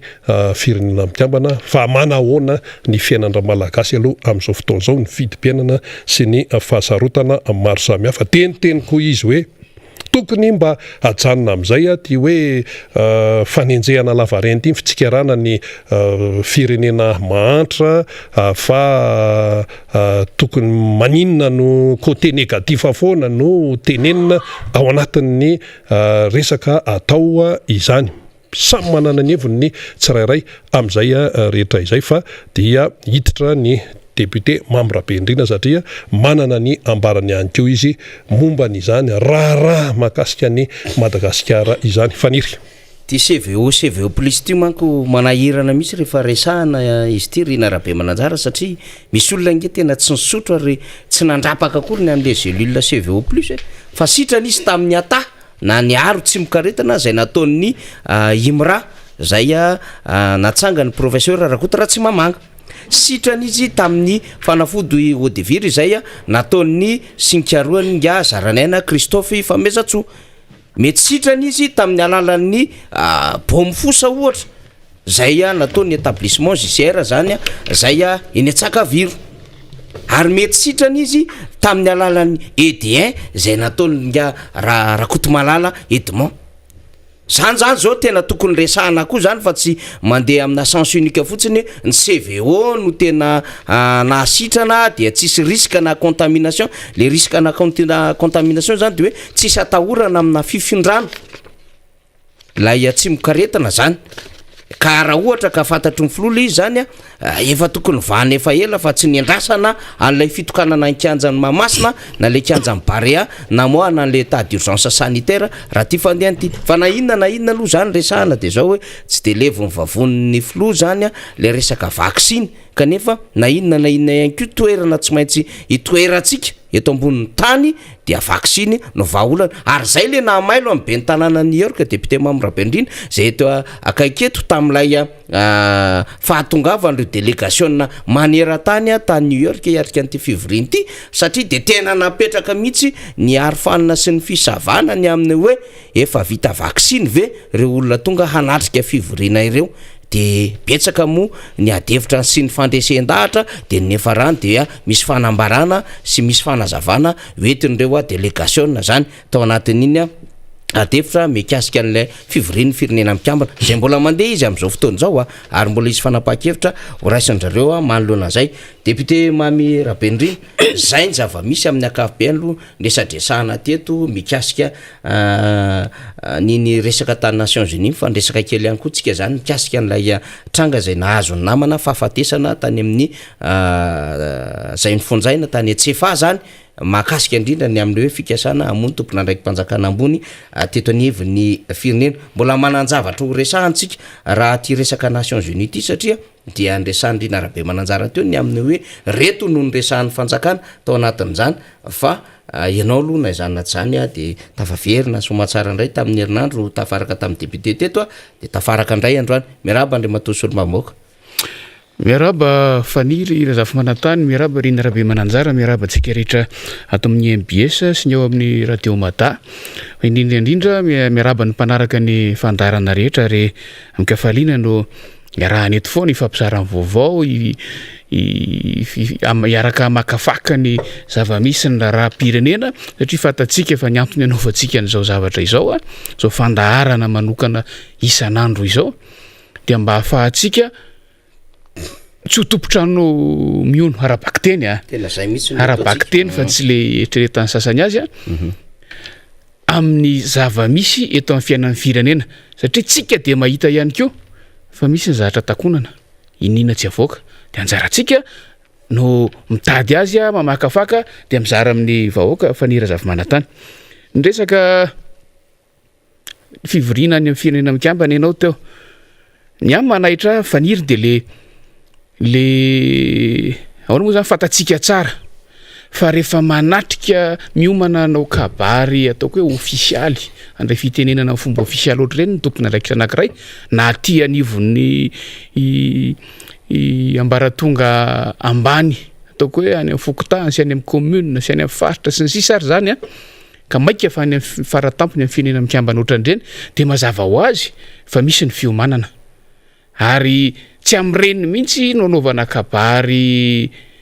ataontsika hoe dia tonga ho an-tsaina fotsiny fa tsy maintsy misy ny fiomanana na izany na tsy zany aza na miomana toy ninona azy ianao tsy maintsy miomana koa amin'ny mety ho fiovany ny zavatra resahanao miankina amin'ny zava-misy hitanao hoe ny andalana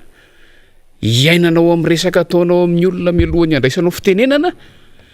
sy miankina amin'izay zavatra lazay ny olona mandray fitenenana eo alohanao de zay zany somary nanaitra faniry satria efa nisinisy ihany ny tompona ndraiky mpanjakana hafa efa nandray fitenenana taloha Madagasikara anisan'izany ny filoha amerikanina izay anao sangisangy zarytenany amin'ny teny an'ity hoe ohatrany hoe misy ny ampahany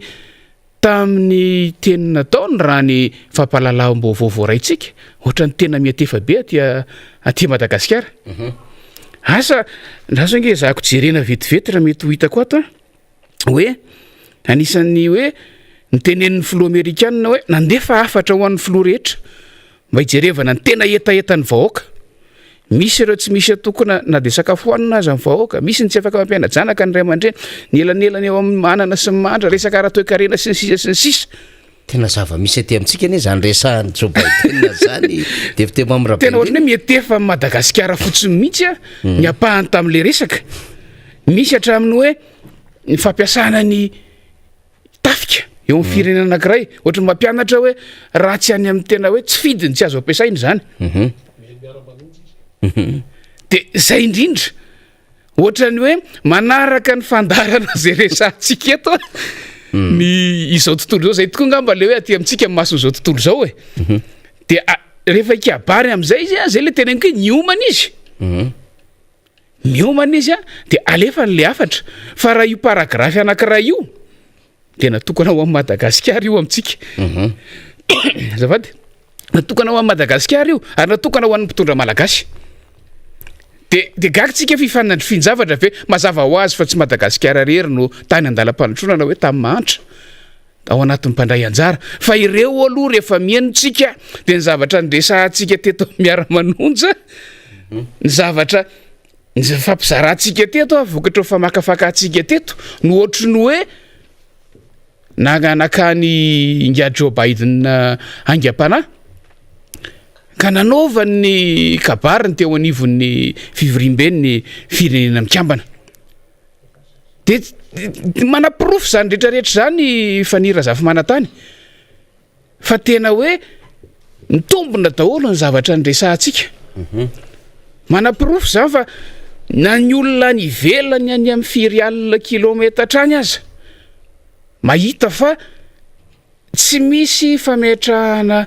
lahara-pahamehana sahaza ny zava-misy amin'ny firenena mahasasany ataoko hoe firenena sasany andeha tsy hotsotoronoko hoe Madagasikara fotsiny fa anisany zany Madagasikara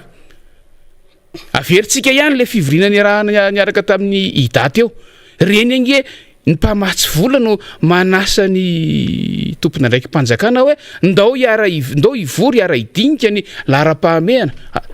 ovatsiana ivola any amin'ny firenenareo efa maneso zany efa midika zany hoe tsy ianareo no mametraka ny lahara-pahamehana de mbola mandeha indray amin'ity indray mitorako ity no hoe any anivon'ny fivoriam-ben'ny firenena mikambana ny filoha amerikanina filohan'ny firenena matanjaka indrindra eran'izao tontolo zao amin'ny lafiny maro no manao an'io fanamariana io ary talohany nandraisan'ny Madagasikara fitenenana hoa de zay le teneniko hoe raha nieritreritra tokony nentina nafahana nanova kely an'ilay kabary ny Madagasikara zay zavatra zay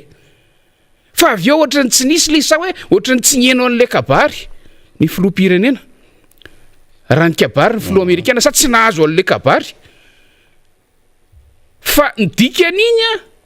raha ny fomba fandiniko azy misy zavatra eritreretin'ny amerikana rehefa nilaza izy tao fa hisy fisokafana misimisy kokoa ary efa mampita dia ny meloha izy hoe isokatra zay amin'ny zavatra ohatran'izao mba tsy hitenenako hoe ho avy zay hiaraka aminareo raha ireto nomenareo lahara-pahamehana amin'ny asa zay tanterahanareo ary raha ampy ny réflexe zay mpitondra fanjakana mety hoe tandrify an'izay afatra zay de tonga de nampifandray avy hatrany ny kabary ny rehefa avy manao hoe zahay vonina izahay tena zany tokoa no misy any aminay zahay tena zao tokoa no ilainay sisy tena mifanojo amin'izany fandao aritsika iresaka fa ny zava-nisy fanira zafy manatany ataontsika hoe samy reslarytsika misy mahakasika Madagasikara iny resaka iny ary misy fanararoatra zay le opportunité misy zavatra azo no aroarotana oentina miainga na amin'ny fifandraisana amina firenena faran'izay matanjaka ohatr'ireny azy fantatra fa efa misy le izy fa matoa izy manokatra zavatra amin'ny fomba ofisialy ohatr'ireny manokatra lalana anankiray dia misy fahavonona rehefa apetra amin'ny meloa fepetra apetra amin'ny meloa masotsivana izy tsy ny tena hoe raha manangana téléphérique ianao dia andao hiaraka izy tsy ny tena hoe inona avy le voatonona atao amin'le kabary tao ny tanamasoandro sy ny sisa laso averiko kely le vetivetika ary le raha nresahany zany tanamasoandro logement sociaux train urbain téléphérique académie nationale na sport de haut niveau CSB hôpital manara-penitra kianjany barea titraver CVO plus ils éparses reo amin'ny akabiany de misy an'le hoe orinasa no sakafo ngamby izay ohatran'ny resahany ihany zany de raha jerentsika ireo tsy misy ifandraisany amin'ilay everiny filoha américaine fa tokony anana lahara-pahamehana amin'ny firenena sasany nefa isika mbola miambo ihany hoe tsy nakasika atsika ilay resaka fa reto zany mahakasika atsika reto no lahara-pahamehana ho an'ny firenena malagasy dika zay efa tsy nanana raroatra ilay fiaonana tsy nanana raroatra ilay opportunité nipoitra zara aza ny teny talohantsika ny filoha américaine ka ny teny an'ireny zavatra ireny fa inona zavatra mitranga faniry vao maiky tsika nentin'ny hambo vao maiky tsika nentin'ny oeraoera hoy ny fomba fiteny mifoana tanteraka ny anatin'ilay cadre zay nitondran'ny firenena matanjaka azy ilay fivoriana de minoa atsika fa raha izao ny fandeha de ho votsotra zany zavatra zany votsotra ilay opportunité izay napetraky ny firenena matanjaka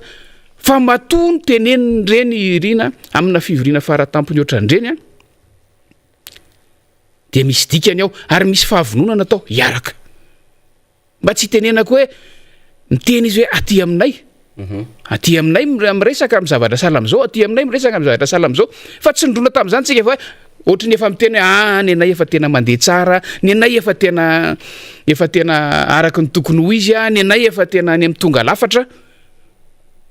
de eo tsika samigaga hoe inona zany no antonina le tany raha ohatra ka tsy ilaza ny tena zava-misy marina aty amin'ny firenena misy atsika de mampatsiaro fivoriana anankiray vao natrehako voaingana fivoriana iraisam-pirenena izy io fa nampitaindavitra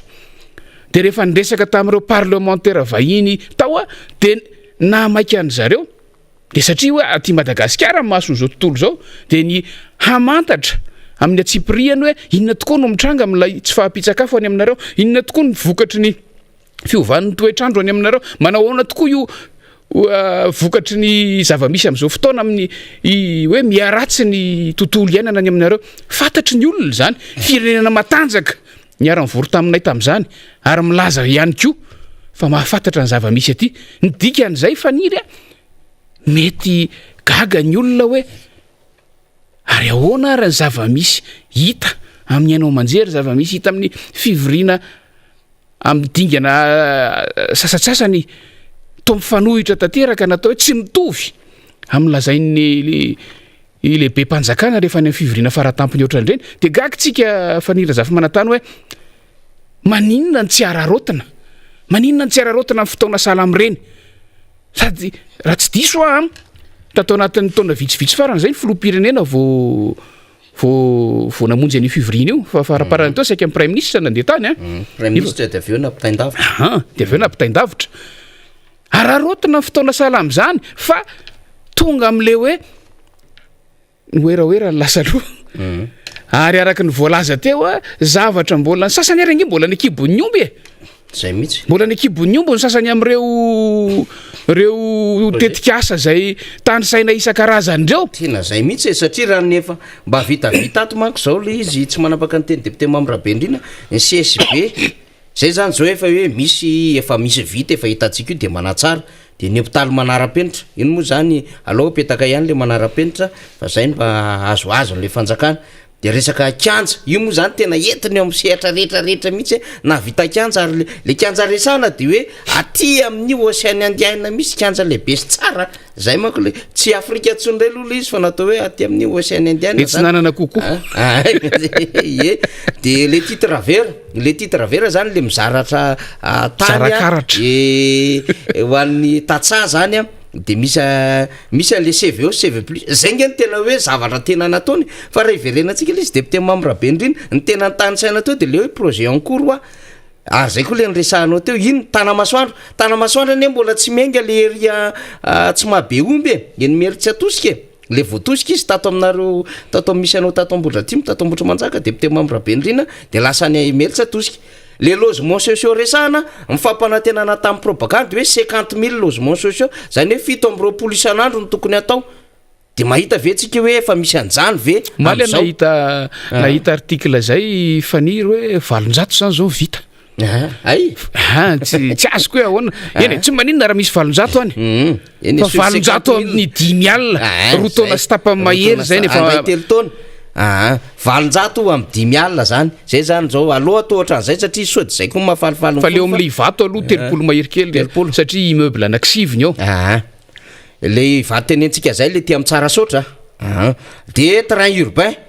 urbain mbola projet en cours mbola manamboatra an'le terrassement zareo zao io amin'le lalan'le izy zany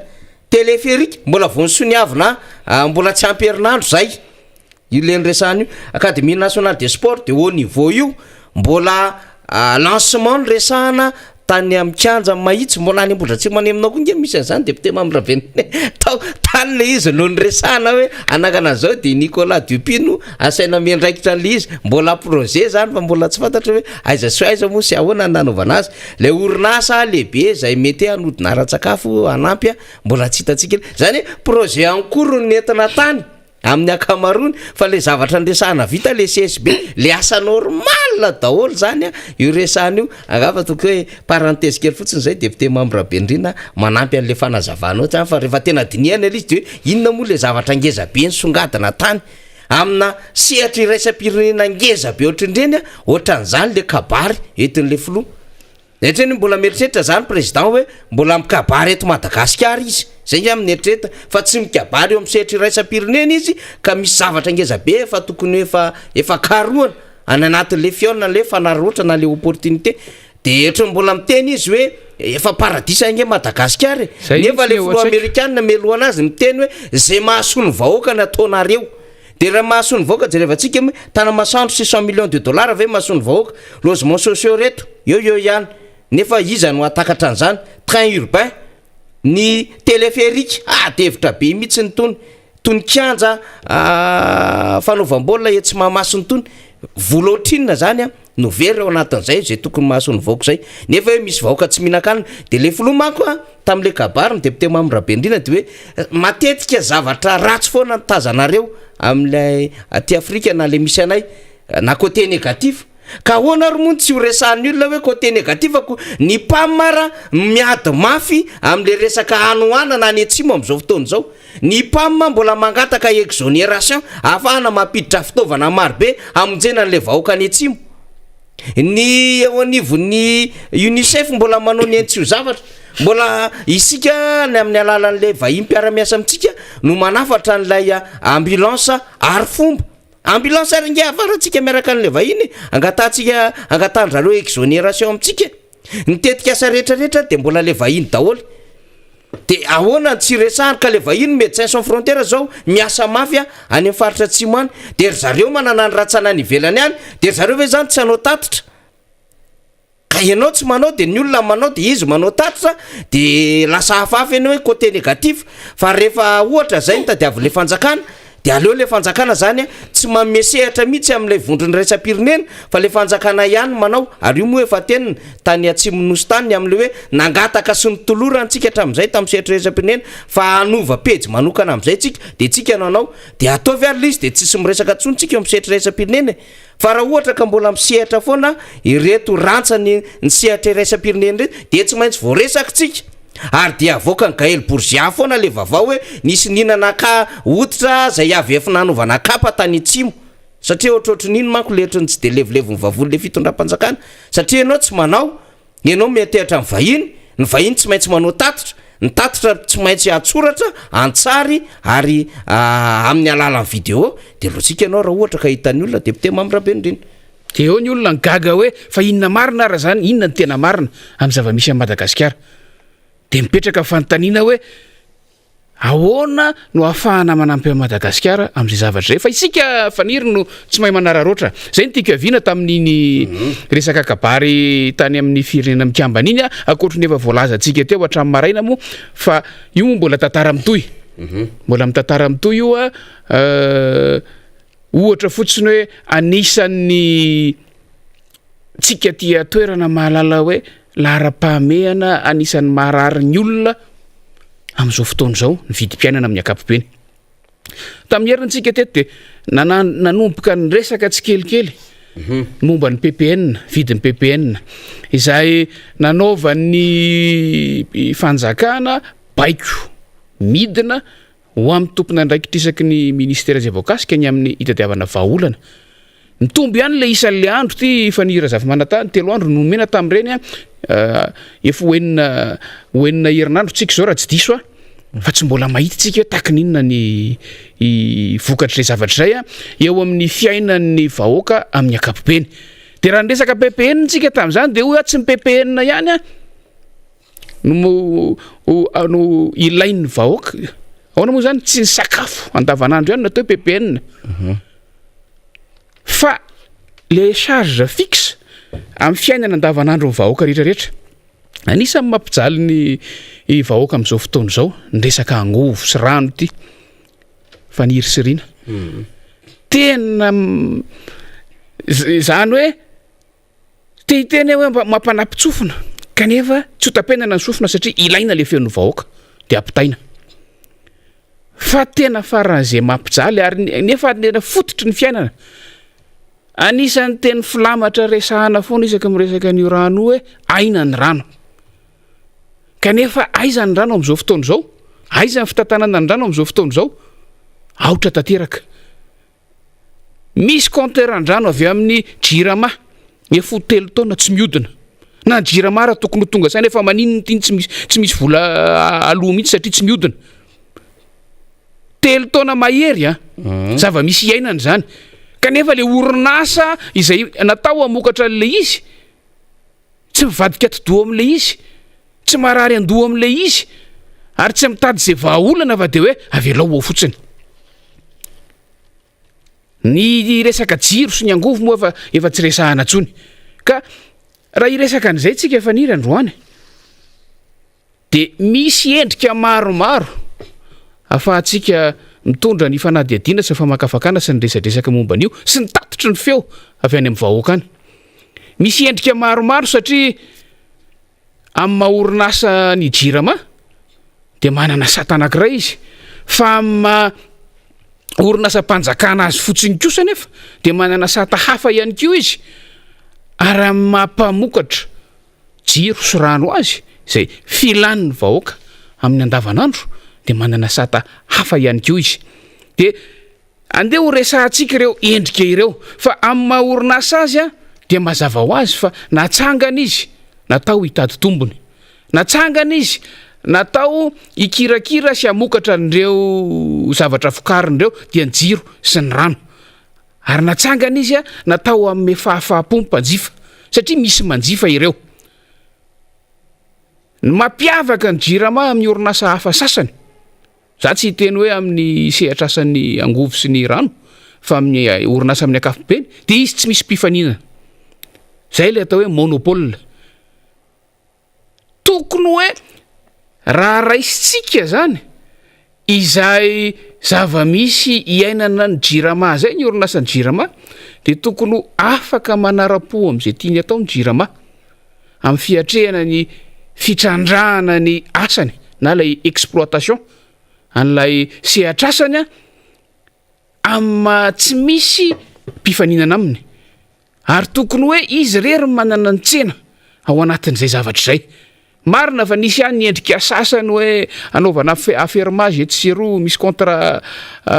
isan-karazany fa ny tena famokarana lehibe aloha de tsy misy afa-tsy ny jirama ny dikan'izay a raha nandritra n'izay ampolo taona ny vitsivitsy efa nitsangana ny jirama zay tsy tokony hisy mihitsy ny fitarainan'ny orinasany amin'ny fisian'ny fatiantoka satria tsy mimpanjifany tsy misy ary tsy nientana amidiny tsy nisy hatramin'izay fa ny fitadiavana vahaolana eo amin'ny fanampianan'izay zavatra zay a eo amin'ny fitrandrahana reo sehatrasa ireo no tsy nisy mihitsy raha iresakitsika hoe amin'ny maha-orinasa ny orinasa nandritra zay ampolo taona ny maro dia maro zay a tokony efa ny ambaindain'ilay asa ray manontolo mihitsy ilay tambajotra mihitsy no efa nitombo lavitra be fa inona zava-misy hitantsika amin'izao fotoana izao ny tambajotra efa niainantsika tany amin'izany 30 taona lasa zany nyampy kely fotsiny ny orinasa efa talohan'izany no nitsangana fa nitadiditsika faraparany fotsiny hoe zahana resahana ny tambajotra nyainana sy nisy tamin'izany fotoana zany a nyampy kely fotsiny amin'ny toerana sasany ary nyenany amin'ny toerana sasany a zay ny zava-misy ainan'le orinasa zay mikirakira vola amandavitrisany amandavitrisany nefa ao anatin'izay zavatra zay de eo tsika mametraka fanontaniana hoe inona ary zany ny inona ny olana tsy ahafahan'ny jirama mitrandraka n'io sehatrasa io ka mame fahafapo ny mpanjifa tsy iza fa ny vahoaka malagasy ary ny mpamatsy zany hoe ny jirama de tsy iza fa orinasa an'ny fanjakana ilay finiavana ve ny tsy misy satria tsy mino aho hoe tsy raha ny mpitantana ny jirama hatramin'izay de tsy anana ny fahaizana sy ny fahafahana mijery lavitra ka anatsara n'io sehatrasa io hatramin'izay tsy azo inono zany ary ny olona fandimbo teo a olona faran'izay nanam-pahaizana daholo nisy karazany teo fa ilay politika nentina nitondrana an'ilay izy mihitsy a no tsy mahomby a na tsy arak'izay tena tanjona tokony ho apetraka ho amin'ny fiainan'ny vahoaka sy amin'ny maha-orinasa azy amin'ny ankapobeny tadiditsika tsara tany amin'izany taona 20 sy ny sisa tany zany anisan'ny naoraka sy nalaza tamin'izany hoe ataon'ny mpitondra fanjakana famoaham-bola fotsiny angia amin'izay vola ilaina eo anivon'ny fitantanany raharam-panjakana na fanaovana politika ny orinasa mpanjakana ary anisan'izany ny jirama nalaza zany tamin'izany efa niezaka ny mpitondra taty aoriana nanitsy sy araka ny tokony ho izy fa mbola zao ny zava-misy amin'izao fotoana izao dia averiko ihany hoe mbola tsy lay tena tanjona sy antom-pisian'ilay orinasa no iasan'ilay orinasa de eo zany no mipetraka hoe mandraky tiany androany mbola tsy afapo ny mpanjifa kanefa de averiko vola mandavitrisany amandavitrisany no kirakiraina ao anatin'io jirama io amin'ny maha-orinasa azy ndao jerentsika hoe ahoana moa zany orinasa amin'ny sehatra ara-barotra mihitsy io a mividy tisinday io faniry mividy jiro sy rano ny mpanjifa ny jirama mivarotra mandoa vola ny mpanjifa inona zavatra misy amin'izao fotoana izao na anao abonnement fotsiny aza hoe aka compteur vaovao tato anatin'ny 3 taona farany de efa manahirana efa faran'izay sarotra efa faran'izay ampifilafilaina ny mpanjifa nge tsy te halala an'izany hoe tsy ampy ny rano tsy ampy ny tosiky ny tambajotra entina mamatsy an'io fa matoa ianao manaiky mandray ilay fangatahan'ny mpanjifa matoa ianao eo de vonina ny andray ny fangatahan'ny mpanjifa de tokony ho tanterahana le izy fa tsy adiniko mihitsy hita amin'ny masoko nisy fotoana mamala ny jirama hoe ekena ny fangatahanao tia ny tetibidy anatanterahana azy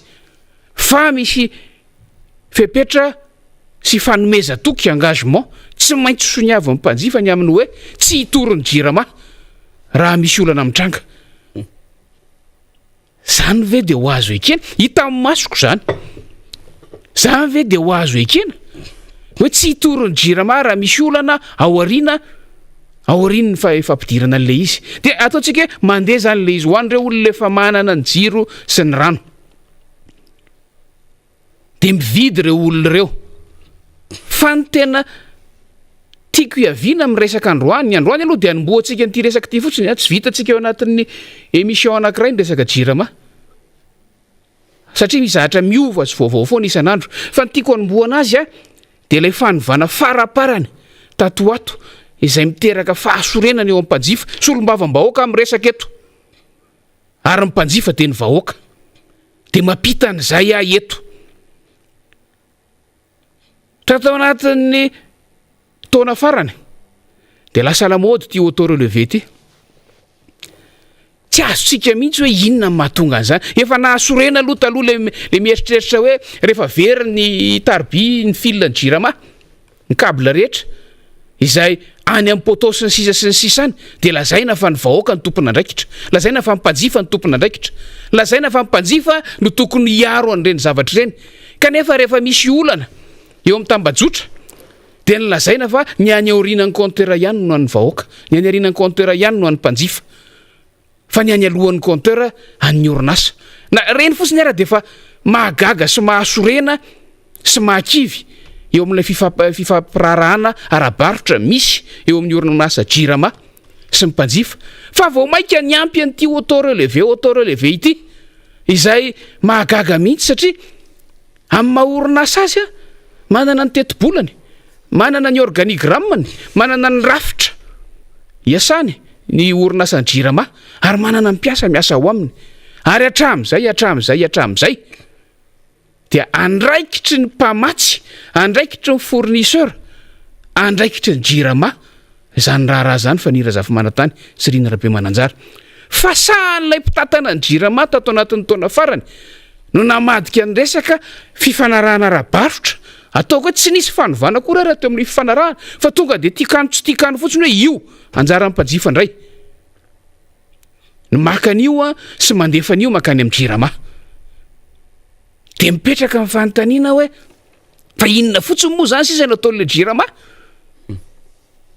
Ny jiro izay andrasana aminy, ny rano izay andrasana aminy efa zara fa misy, mampifilafila. Izay no azo ilazana azy. Ny asa tokony ataon'ny jirama mbola mpanjifa no asena manao azy. Tsy moramora ho an'ny mpanjifa nge ny manao an'io relevé io. Satria ilay izy tsy vitany hoe jerena maso ilay relevé fa na mampita an'io makany amin'ny jirama azy tsy mpanjifa rehetra nge no manana crédit andefasana SMS makany, tsy mpanjifa rehetra nge no manana crédit etsona telefônina, tsy mpanjifa rehetra nge no manana email andefasana an'le izy sy ny sisa ary tsy mpanjifa rehetra no manana frais ivezivezena in-efatra in-telo farafahakeliny makany amin'ny jirama isam-bolana no io resaka auto relevé io. Ary tsy mpanjifa rehetra no manam-potoana tsisy atao andeha andany andro any amin'ny masoivony jirama no vokatry ny ataon'io auto relevé io. Dia angontsika kely fanirisirina hoe fa inona tokoa moa zavatra mitranga ary mampimenimenina ny olona amin'izao fotoana izao. Voalohany indrindra aloha eo amin'ilay fakanan'ilay auto relevé sady masika ilay afatra ny amin'ny hoe rehefa tsy tonga amin'ny fotoana salama izao dia ny tombana no eto ny hitondrana azy vao maika miteraka olana hafa, miteraka fahasorenana hafa, miteraka fahatiantoka hafa eo amin'ny teti-bolany tokantrano tsirairay avy zany zavatra zany. Fa idirantsika aloha leo amin'ilay fakanan'ilay relevé tsy ny olona rehetra nge no afaka mamaky an'io, mba tsy hitenenako hoe misy olona tsy afaka mamaky an'io taremarika io akory tsy mahay mamaky an'io. Ny amin'ny compteur misy ny faingo sy ny sisa eo izay tokony apetraka fa sanatria ohatra manao fanahinina ny mpame an'ilay toromarika hanao izay isin'ny fahadisoana ao anatin'ilay izy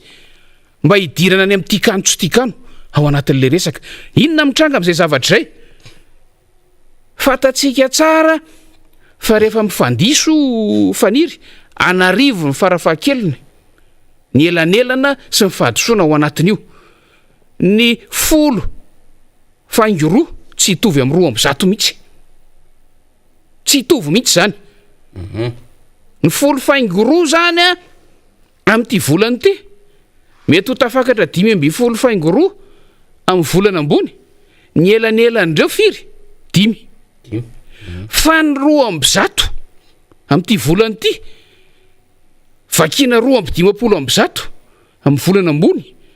Ny elanelan'ireo firy 50. Zay fotsiny de mampisy elanelana 5 ao amin'le unité de mesure ary zay elanelana 5 zay tena taremarika faran'zay kely ny resahana eto zay elanelana 5 zay fidina lafo fidina lafo anatin'ny fotoana fohy satria rehefa tsy aloza ividiny lafo anatin'ny fotoana fohy zay de tapaka io zavatra io ary tsy sindra fo mamerina an'io nefa tsy moramora raha ao anatin'ny fotoana fohy ny tsy maintsy andoavana an'ilay elanelana diso fantatra zao fa diso fa tsy maintsy aloha raha tsy te ho tapaka de avy eo zay vao manao fitarainana ny fitarainana rehefa avy eo tsy vita ao anatin'ny herinandro vitsivitsy ny teti-bolan'le tokantrano tonga de mitsoka tanteraka faniry sirina ao anatin'izay tantara rehetrarehetra zay de inona no mitranga ohatra fotsiny loha zany resahako zany ohatra anankiray ity ilay tombany ity le hoe rehefa tara na ndraindray tsy tara akory fa am'izay tiany jirama fotsiny miala tsiny efa mahitsy be am'resaka am'le izy rehefa tara na rehefa hoe tiany fotsiny ianao an'le tombana fa tonga ra-potoana ihany ny mpanjifa de tombanany am'izay itiavany azy eo le izy lasa ianao mitaraina makany amin'ny jirama de ohatran'le teo ihany tsy vita ndray andro tsy vita herinandro tsy vita tapa-bolana fitarainana nefa mifanapahana an'io rehefa tsy alohanao ny apitso ihany io de efa tapaka indraindray raha hoe androany maraina ny tonga ny mpanapaka de rariva am'ray ianao tsy maintsy mandoa azy tsy misy fotoana anaovana réclamation anaovana fitarainana fa raha te amerina an'le izy am'izay fotoana mba akaikikaiky mapety ny jirama de tsy maintsy zay no fomba anaovana azy kanefa ny akamaroan'ny fitarainana zay entinay mpanjifa makany anivony jirama de fitarainana no fahadosoana eo amin'io kajy io amin'io taremarika io vokatra io fakana releveur tsy nanao formation ana releveur nge ny mpanjifa ary tsy nanao contrat zany tamin'ny jirama fonina piditra compteur zay le teneniko hoe le fifanarahana mihitsy nefa dingan'le jirama fotsiny fa zany hoe efa fetsy le jirama de nisy fotoana ho tany aloha tany le teneniko teo hoe any aloha de efa sino hoe tsy mahazo mitory ianao maika te hazo jiro maika te hazo rano de zay le izy de ny zava-misy rehefa makany amin'ny jirama zay no hitarainan'ny mpanjifa sy ny vahoaka faniry sirina tena intelo na inefatra farafakeliny anao réclamation io voalohany aloha atao le relevé auto relevé de alefa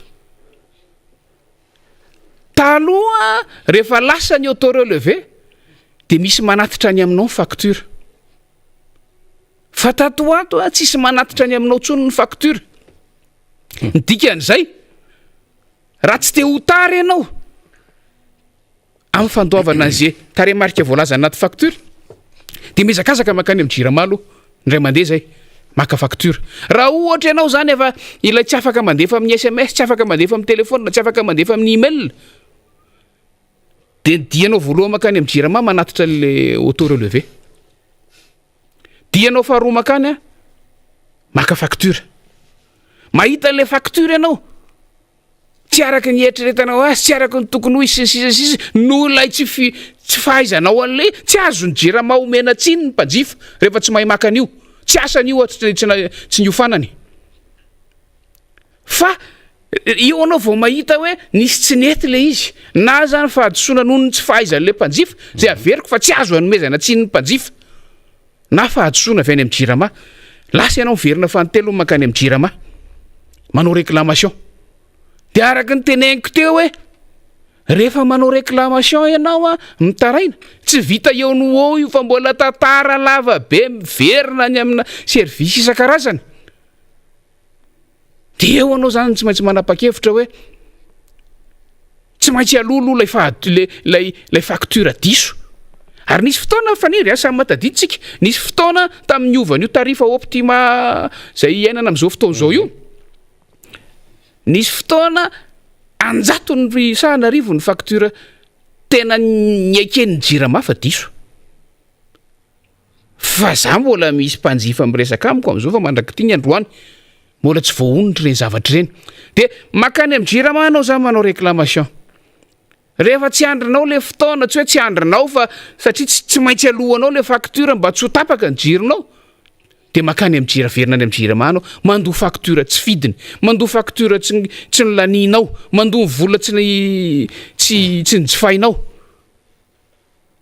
de aveo anao rehefa voaloha iny a zay vao mivezivezy amin'le fivezivezena tsy hita isa ntsony hoe manaraka maika hoe takininona ny fanitsiana sy ny fanonerana an'le izy i tonga amin'le tenyilay mpanjifa anankiray zay hoe rehefa manao raharaha any amin'ny jirama makany indray mandeha anao tonga ianao maraina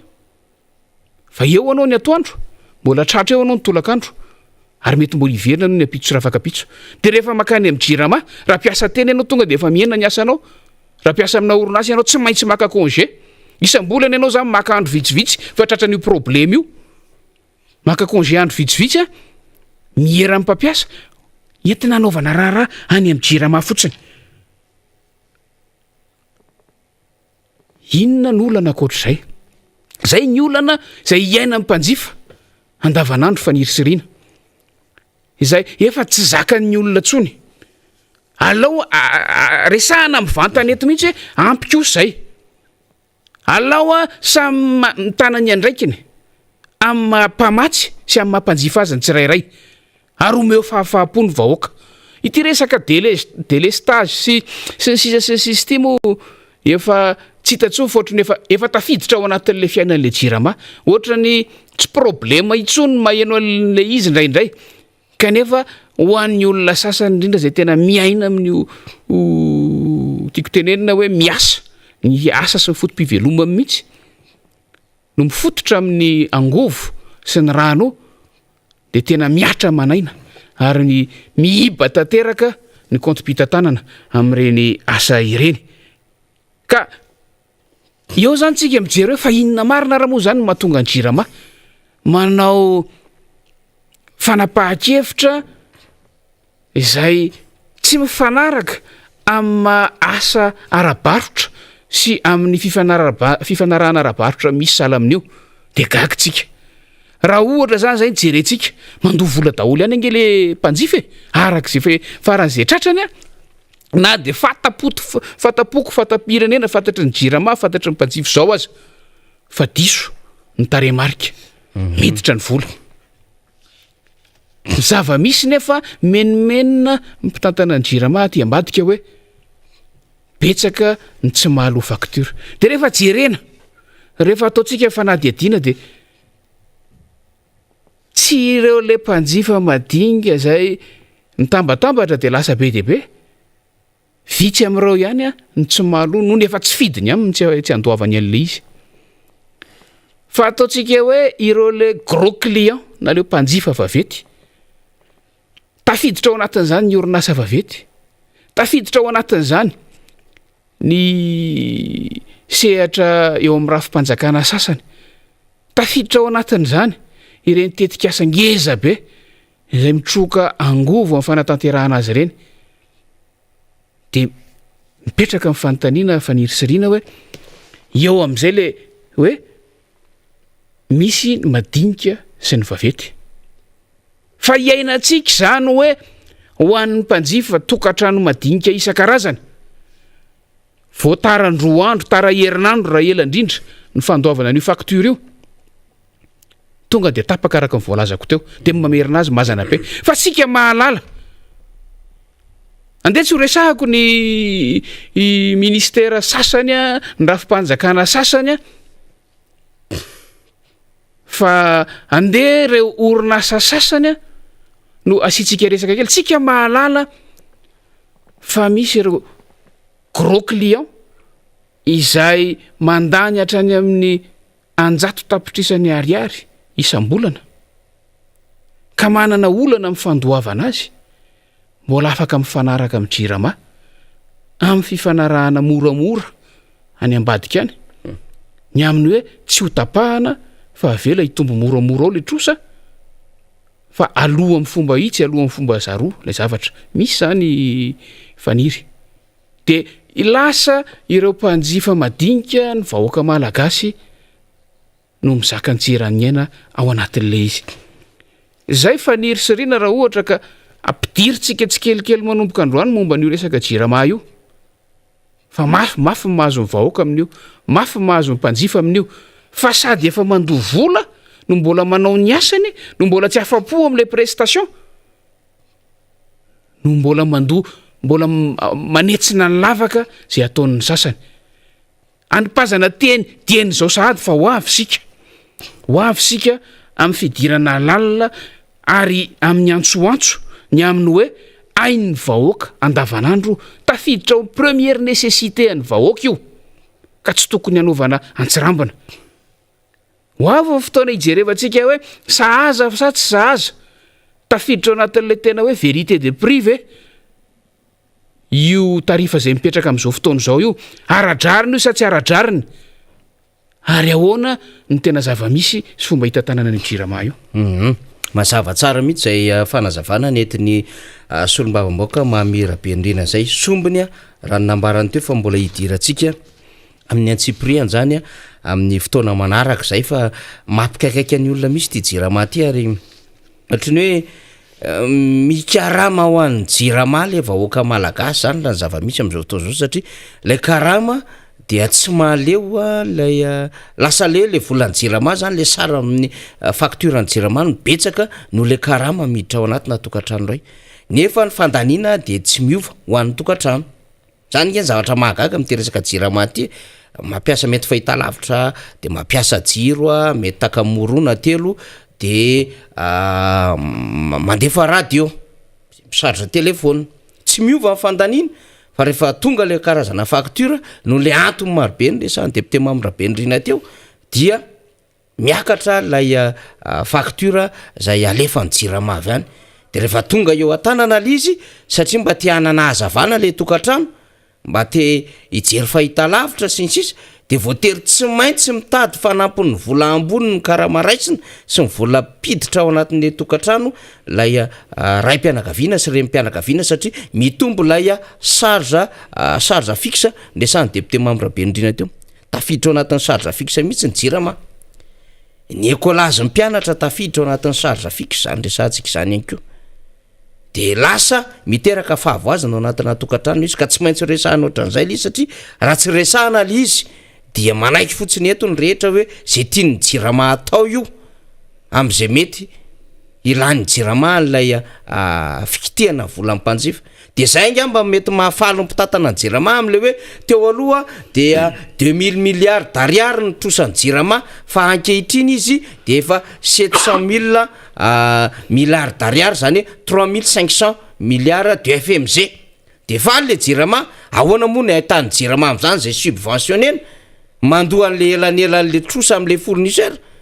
satria mampiretiny karoan'le vola aty am'le mpanjifa de io izy hitantsika io le fournisseur no mahazo tombony fa lay mpanjifa dia potika ao anatin'le izy ary tena manimba ny calcul n'lay vola miditra ao anatin'ny natokantrano zany resantsika rehetra zany de ohatran'izany ange mba ny fandraitsika hoe inona le etaeta mivaoaka ny etaeta mivaoaka de hoe mba hisitraka angovo tsara isa-tokantrano izy zany no tokony ny kabarin'ny flo zany hoe maniry zay ny anana angovo matanjaka lehibe satria izahay de mikendry ao aorianan'izao covid-19 zao ny mba hisina orinasa ho tonga ny Madagasikara ka mba miantso ny mpandraraha rehetra zay rehefa miona amina fionandehibe ohatran'izao fa azo atao tsara ny mampiasa vola ny Madagasikara fa ezaka zahay hanatsara ny rafiny angovo satria ny rehefa manangana industrie sy orinasa vavety tompoko dia tsy maintsy manana angovo ara-jiro matanjaka tsara sy ny herinaratra matanjaka tsara efa sala téléphérique fa lasa any amin'ny téléphérique moa le izy ndray tena ale izy ho anatanina rivoreny vohatra irery ihany de babe ny Madagasikara ray manontolo satria izay le revireviny le fitondram-panjakana mba te hanana mba te ahita hoe ohatr'izay le endrika le fandrosoana tadiavina le goût de luxe le tadiavina le hoe ohatran'izay ny misy any ivelany de zay mba tiany hoentina eto iny mbola adevitra mbola azontsika resahana iny amanaraka fa ohatran'izay zany le zavatra tokony resahantsika ny am'le hoe raha iantso mpandraraha ho avy eto Madagasikara ianao tsy maintsy manatsara ny angovo ianao fa ianao koa tsy mamotika an'lay mpanjifa atao anatiny am'lay vahoaka zany ka io moa député Mamirabe Ndrina mbola mateza roitiny io amin'ny alalan'izay hoe isika dia anao fanadadiana mahakasika an'izany raharaha zany a de ho resantsika mifandarina manaraka zay fa mandroso de mandroso ihany fotoana na izany zany député Mambrabendrina aleoa asiana resaka ihany ty resaka CENI ity zany tsika moa tena victime an'le CENI député Mambrabendrina ary rehefa hoe victime an'le CENI de fifidianana andresana de mba tsy mangingina ohatran'le ACC teo aloha mbola resantsika foana zany na iza faly na iza tsy faly anatin'izany adevitra zany satria nivoaka atao anatin'ny lalàna nampanitsaka lalàna nataony ny ACC teo aloha tamin'ny alalan'ireny pacte na responsabilité reny na inona resana tamin'ny alalan'ireo karazan-dalàna marobe zay tokony tsy nekena ny convocation des électeurs ohatra nanaovana ny fifidianana antenimeran-daholo marobe ny fampanitsahana lalàna sy fanitsahana lalàna nekeny ny ACC hatramin'ny gouverneur de ohatrany hoe mangingina any le mpikamban'le ACC teo aloha fa na inona resana pénalement responsable reo olo reo satria nahatonga ao anatin'izao crise iaina amin'ny firenena zao misy responsabilité n'izy reo any ambadika zany adevitra rehetrarehetra zany ka zany mba hanairantsika hoe mba tsy ho avelavela toy zany adevitra zany de mbola tokony hijoroana amin'ity resaka CENI ity satria raha ny tokony ho izy iny doublant 1,200,000 iny vomaly tika no mitondra vavolombelon'ny doublant teto amin'ny fandarantsika de lasa tokony isy remise en cause ny élection rehetrarehetra zany tsy ny présidentielle irery ihany satria lantsy amin'ny tsy ara-dalàna zany ary tao anatin'izay alabato zay ny fitondrana amin'izao fotoana zao fa mbola nisy fifidianana marobe taorianan'izay de ny fifidianana député sy ny fifidianana communal zay no antony mahatonga atsika miteny hoe tsy maintsy miteny amin'ny latsambyravitra zany tsika mba tsy hatonga atsika ho victime itsony ary mba hahafahantsika manarina mba hahafahantsika mampaneny lakolosy député Mambrabendrina amin'ity resaka voamera-pirenena mahaleo tena ho an'ny fifidianana ity zay mihitsy faniry efa nresantsika teto fatatsika efa zao ny fotoana efa somary tara aza satria afaka raha ivolana sy herinandro ao zany efa tapitra tanteraka ny fempotoana iasan'ny tompony ndraiky treo anivon'ny voamera mahaleo teny io amperinasa amin'izao fotoana zao zavatra rona telo ngeza be no fototra ilana fanavaozana aingana de aingana mba tsy hisy vide institutionnel aorian' izay fotoana izay ary everitsika efa tonga ny fotoana ho zay mahatonga atsika miantsoantso anatin'le izy fatatsika efa mifitondram-panjakana amin'izao fotoana zao de efa zatra ihany hoe tsy manajany zany voalazany lalàna fototra sy voalazany lalàna didy amandalàna misy zany amin'ny zavatra sasany kanefa matotsika miresaka an'lizy matotsika mamerimberina an'lizy de tsy te hanan-dratsy tsy te hamerina an'izany zavatra zany tsony fatatsika tsara ny zavatra karazany ohatran'izany na tamin'ny fotoana nanaovana an'ireny fandraisana didy tsy volana tamin'ny fotoana mbola tsy nisy parlementaire reny de tonga amin'ny fotoana anaovana ny ratification akatoavana ny reny ho tena lasa lalàna rehefa avy ao nisy tsy fanajana lalam-panorenana sy lalàna fototra tao mireny resaka momba ny sata amin'ny fempanohitra reny misy tsy fanajana lalam-panorenana sy lalàna fototra tao resaka fanendrena lehibe ny faritra reny zay niova ny anarany lasa gouverneur misy tsy fanajana lalam-panorenana sy lalàna fototra tao tsy sanatria ho zarina an'izany ny firenena fa mila miomantsika mila ametraka firenena tandalàna sika ary zay ny matomatesatsika aty anivon'ny fanoherana hoe tsy mety kosa io zavatra io fa mila averintsika amin'ny laonina ny fitantanana ny firenena araka ny lalàna de tonga zao ny fotoana ametrahana anavaozana nyto rafitra ny vaomiera mahaleo tena izay misahana fifidianana ity averina eto fa nyainantsika azy tao anatin'izay 5 na 9 taona faran'izay no akatsika lesona anaovantsika tombanezaka ka mahatonga atsika miantsoantso hoe aleo hovaina mihitsy ny cadre juridika lalàna rehetra mife an'io vaomera manokana io ny tanjona de zao ny tena ananan'io vaomiera io fa aleova tena tanteraka amin'ny fanatanterahany asany satria amaso any azy commission électorale indépendante. Zava-dehibe ilay indépendance, zava-dehibe ilay fahaleovan-tena, ary zay no antony nametrahana an'io tam'izany fotoana zany. Zay no antony nametrahana azy tamin'ny fotoana teteza mita na resy lahatra ny mpandray anjara ara-politika rehetrarehetra, mpisehatra ara-politika rehetra hoe alao io apetraka mba tsy ho ao ambany vahony fanjakana perinasa, mpitondra fanjakana perinasa itsony ny fitantanana ny fifidianana eto Madagasikara. De voalohany indrindra mahamay atsika zany hoe tena ampy ara ve ilay fahaleovan-tena le voamiera manokana tao anatin'izay taona faraparany nisiny zay. Ampy ve, afa-po ve ny tsirairay, aminay tokony isokatra mihitsy ny ady hevitra, tokony asiana mihitsy ny fakakevitra natao hoe concertation mihitsy, fikaonan-doha ny amin'ny hoe anaovana an'le tombanezaka hoe iza ny nety de inona ny tsy nety de ahoana ny fomba navaozana azy. Mahaleo tena tanteraka ve io? Averinay fa raha fifidianana farany teo ny resahana de mbola ao anaty crise tsika, crise mpifidianana, ary zany mbola mahatonga an'izao olana zao. Efa hiditra ny fahatelo taona ny fitondram-panjakana amin'izao fotoana zao, mbola vokatry ny tsy fitovikevitra tamin'ny resaka fifidianana tamin'ny farany teo ihany izay mbola nisy zavatra nitranga be dia be sy fanambarana isan-karazany nitranga taty aoriana, vao malinomalina nisy zany nisy vavolombelona mbola nijoro, zany rehetrarehetra zany tokony tsy hiverina tsony zany fitaom-piasana manaraka. Ary zany mahamay atsika ametraka an'ilay tena rafitra tena mahaleo tena, tsy hidiran'ny mpanao politika eo amin'ny fitondrana indrindra mba tsy ho ambany vahony ny fanapahan-kevitra ao anatin'le izy, fa mbola tokony isy ilay inclusivité, ilay fiarahana mitantana sy fiarahana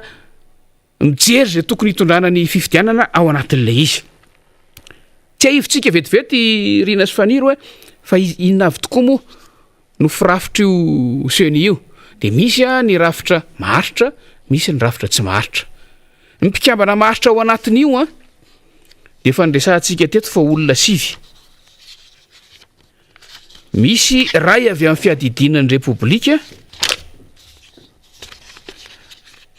ray avy amin'ny ray avy zany avy amin'ny antenimira Rotota, avy amin'ny antenimira Ndoolona sy ny antenimira Pirenena, iray avy amin'ny fitsarana avy momba ny lalam-panorenana, ray avy amin'ny fitsarana tampony, ray avy amin'ny olafitry mpisolo vava, ray avy amin'ny olafitry mpanao gazety, ary roa avy amin'ny fiarahamon'ny Pirenena sy fikambanana mitsangana ara-dalàna izay miasa ao anatin'ny fanaraha-maso fifidianana. De ao fotsiny tsika de efa mametra panontaniana, ireo firafitrin'ireo olona sivy ireo ve mampiseho ilay fahaleovan-tenany seny? Ohatra fotsiny ny zava-misy iainantsika amin'izao fotoana izao de fitsarana avy momba ny lalam-panorenana no mitsara ny ady amin'ny fifidianana sy mamoaka ny valim-pifidianana farany. Ny seny anefa no mikirakira ny resam-pifidianana rehetra. Ny seny no manangona fifidianana, ny seny no mamoaka ny valim-pifidianana vonjimaika. Izay ho tsarainy io fitsarana avy momba ny lalam-panorenana. Ao anatin'ny seny anefa fitsarana avy momba ny lalam-panorenana. Tsy midika ve zany Faniry sy Rina fa misy ataontsika hoe sady mpitsara no tsaraina ao anatin'ilay mpikambana, ao anatin'io voamiera everina fa mahaleo teny iny. De anisan'ny antsoantson'ny mpanao politika sasany koa ny amin'ny hoe miankina amin'ny vanim-potoana tsy maintsy misy raha ny lalàna mifehy demokrasia sy ny fanoherana ny jerena, manana ny satany manokana ny mpanohitra. Raha ohatra tokony isy fandraisana anjara ny mpisehatra ara-politika ao, de tokony isy solotena avy amin'izany fa indrindra avy amin'ny fanoherana mba isian'ilay fifandanjahan-kery ao anatin'ny fikarakarana lisy, satria tadidio fa ny fifidianana de fandraisana anjaran'ireo antoko politika ireo. areo no tsaraina hotsarainy vahoaka voalohany fa hotsaraina koa nyvoka mpifidianana izay andeha eo rehefa aveo ohatra anankiray fotsiny zay fa nifa averintsika foana le izy akoatra ny fahaleovatena sy ny hoe fiombonana ao anatin'ny fikarakarana fisokafana ao anatin'ilay fikarakarana anisan'ny resantsika foana koa ny amin'ny hoe lista elektoral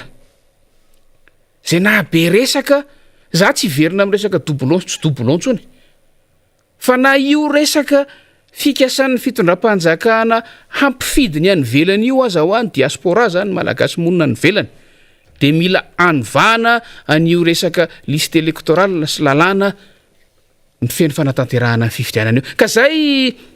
faniry rina ny mahatonga atsika manamafy foana eto ara-merimberina hoe sotara loatra sotara loatra afaka tapabolana afaka rotokom-bolana anomboka ny fivoriana ra-potoana faharoany antenimera rotota ary herinandro roa raha ela orinan'izay tapitra tanteraka fempotoana esany isen'io mba tsy heverantsika hoe misy fanahinina makany amin'ny tsy fanarahana zay voalazany texte indray ary farany a ilay didim-panjakana zay nanangana ny vaomiera-maharitra ny seny amin'izao fotoana dia efa tokony hampanarahana ny toetrano satria efa tsy ampytsony ahafahana mametraka izay ho mpikambana amin'ny baromaharitra ny seny manaraka eo mazava tsara mihitsy zay ny seny manko zany a io zany loha mbola rafitra zany fa nahaizana zany a de ny andiniana an'izay tontolo zay satria rafitra tsy naomby io a misy lalàna mila kitena ko taorina fanambaranana tao amin'ny filoham-pirenena tany Frantsa iny a fa misy ihany koa olana ara-pifidianana nateraky ny rafitra iny sy ny lalàna iny a de zay zany tokony hodiniany rehetrarehetra ary hanokafana ny adevitra ao anatin'izao hoe fotoana roa taona mialohan'ny fifidianana zao sy ny famolavolana nisy satria zao zany zavatra hitranga zany ho tapitra ny fepito-piasany reo seny teo aloha zany a eny mbola am'izao fotoana zao amin'ity volana oktobra ty raha izay fahafaharoa dia amin'ny taona ho avy iny de hiditra ao anatina refonte ny lista elektoraly tsika iny refonte iny a dia fatao isaky ny folo taona iny ny isa taona de le rala na révision annuelle ny liste électorale zany ka zay lafin-javatra roa zay no mila diniana tsara zay lafin-javatra zay zany ka mba tsy hahatonga ny fitondram-panjakana satria ny zavatra hita am'izao fotoana zao de hoe manana fahalalahana le fitondram-panjakana no zay daniny kibony satria zay no nanereniny tsy maintsy na de hoe saiko ravana ary le sena fa tsy manana fahafananao an'izany izy ao anatin'ny lalàna nefa laya raha vao mandravan'le sena de mikitika lalam-pandroenana laya fifidianana antenimeran-doolona ihany ko de tsy maintsy no tanterahana arakin'le foto-kevitry le fanjakana hoe na de anitsaka lalàna raha de atao le izy satria manana an'le objectif any izy am'le misoloteny tsy misoloteny ero de io anatin'ny seny io anankiray fatatsika nefa fa amin'ny ankapobeny dia 750 dia avy amin'ny zareo avokoa fitondram-panjakana zany ohatran'izany atao amin'ny antenimeram-pirenena manana maro anisy izy atao anatin'le antenimeram-pirenena ny ACC efa tsy resahantsika iny société civile any ambadika any mandeha ny adevitra laya société civile ansehatra tamin'ny fifidianana faranteo le nahazo an'laya fa azondalina avy any amin'le seny niatrika fifidianana faranteo ohatra fifidianana sénatorial amin'ny faranteo reo ve no raisina sa misy famoazana lalàna tany amin'ny taona 2024 tany hoany mbola adevitra zany ary mbola misy koa le am'le hoe tsy maintsy nisehatra tamin'ny fifidianana fa tsy hoe zay société civile rehetrarehetra korona samihafa zay de eo ny atao mahatonga atsika iteny deputé Mamy Rabendrina ny am'le hoe tsy mbola halalaka ihany le fifidianana fa terena hitodika makany an'le fanjakana satria le an'le fanjakana de tsotra ny calcul ao an-tsaina de hoe ahoana foana ny brigena an'lay toerana filoham-pirenena de ny kajy rehetra ataony de tiany atongavana am'izay de itsika tsy le resaka seni ihany ange fa na le resaka foto-drafitra asa tao mandraka 3 2023 téléphérique 2023 zao 2023 satria reny no arentirenty amina fifidianana filoham-pirenena ho avy eo reny de ho varotana andrebirebena saim-bahoaka andray rehefa avy eo am'le fividianana ho avy eo ny lalàna nefa mametraka tsara rehefa tonga zany fotoana zany fa tsy azo atao no mitokana fa ho hitantsika eo moa fa reto moa tsy manara-dalàna le fanjakana am'izao fotoana zao fa zay tia ny atao ihany ny ataony satria rehefa tonga am'le hoe zao ny tanjona akendreny de tia no tratrariny zay na fantsahana lalàna io na inona na tratrarany an'zay de tratrariny foany zany na tsy mahasony vahoaka ary io fa mety hoe tena afesona ny vahoaka de zay le zavatra hoe fanjakana am'izao fotoana zao tsy mitovy amin'ny fanjakana rehetra nisy teo aloha hoe tena mbo misaina kely ihany aloha alohan'ny amindrana tongotra alohan'ny anoratana alohan'ny tenenana fa reto tsy zay mihitsy ty fanjakana am'izao fotoana ty fa tonga izy de mamindra de rehefa aveo izy nisy lalàna vohitsaka ne tsy rarahany zany tonga izy de manoratra de hoe tsy onge ny lalàna tsy fatany zany tsy rarahany zany tonga izy de miteny tsy hainkolona amin'ny procédure rehetrarehetra ary de tsika nefa mampanohitra atsika amin'ny mahaolona ty hampanajany demokrasia sy ny lalàna antsika de tsika hoe ndao balizena foana mba tsy hafahana tonga any amina fahavoazana lehibe mahazo ny firenena zay ngamba no amaraparana deputé Mamy Rabendrina raha ohatra mbola misy azonao resahana faraparany alohan'ny anakatonantsika ny fandarana am'ty androany alakamisy fa 13 volana septambra ty ya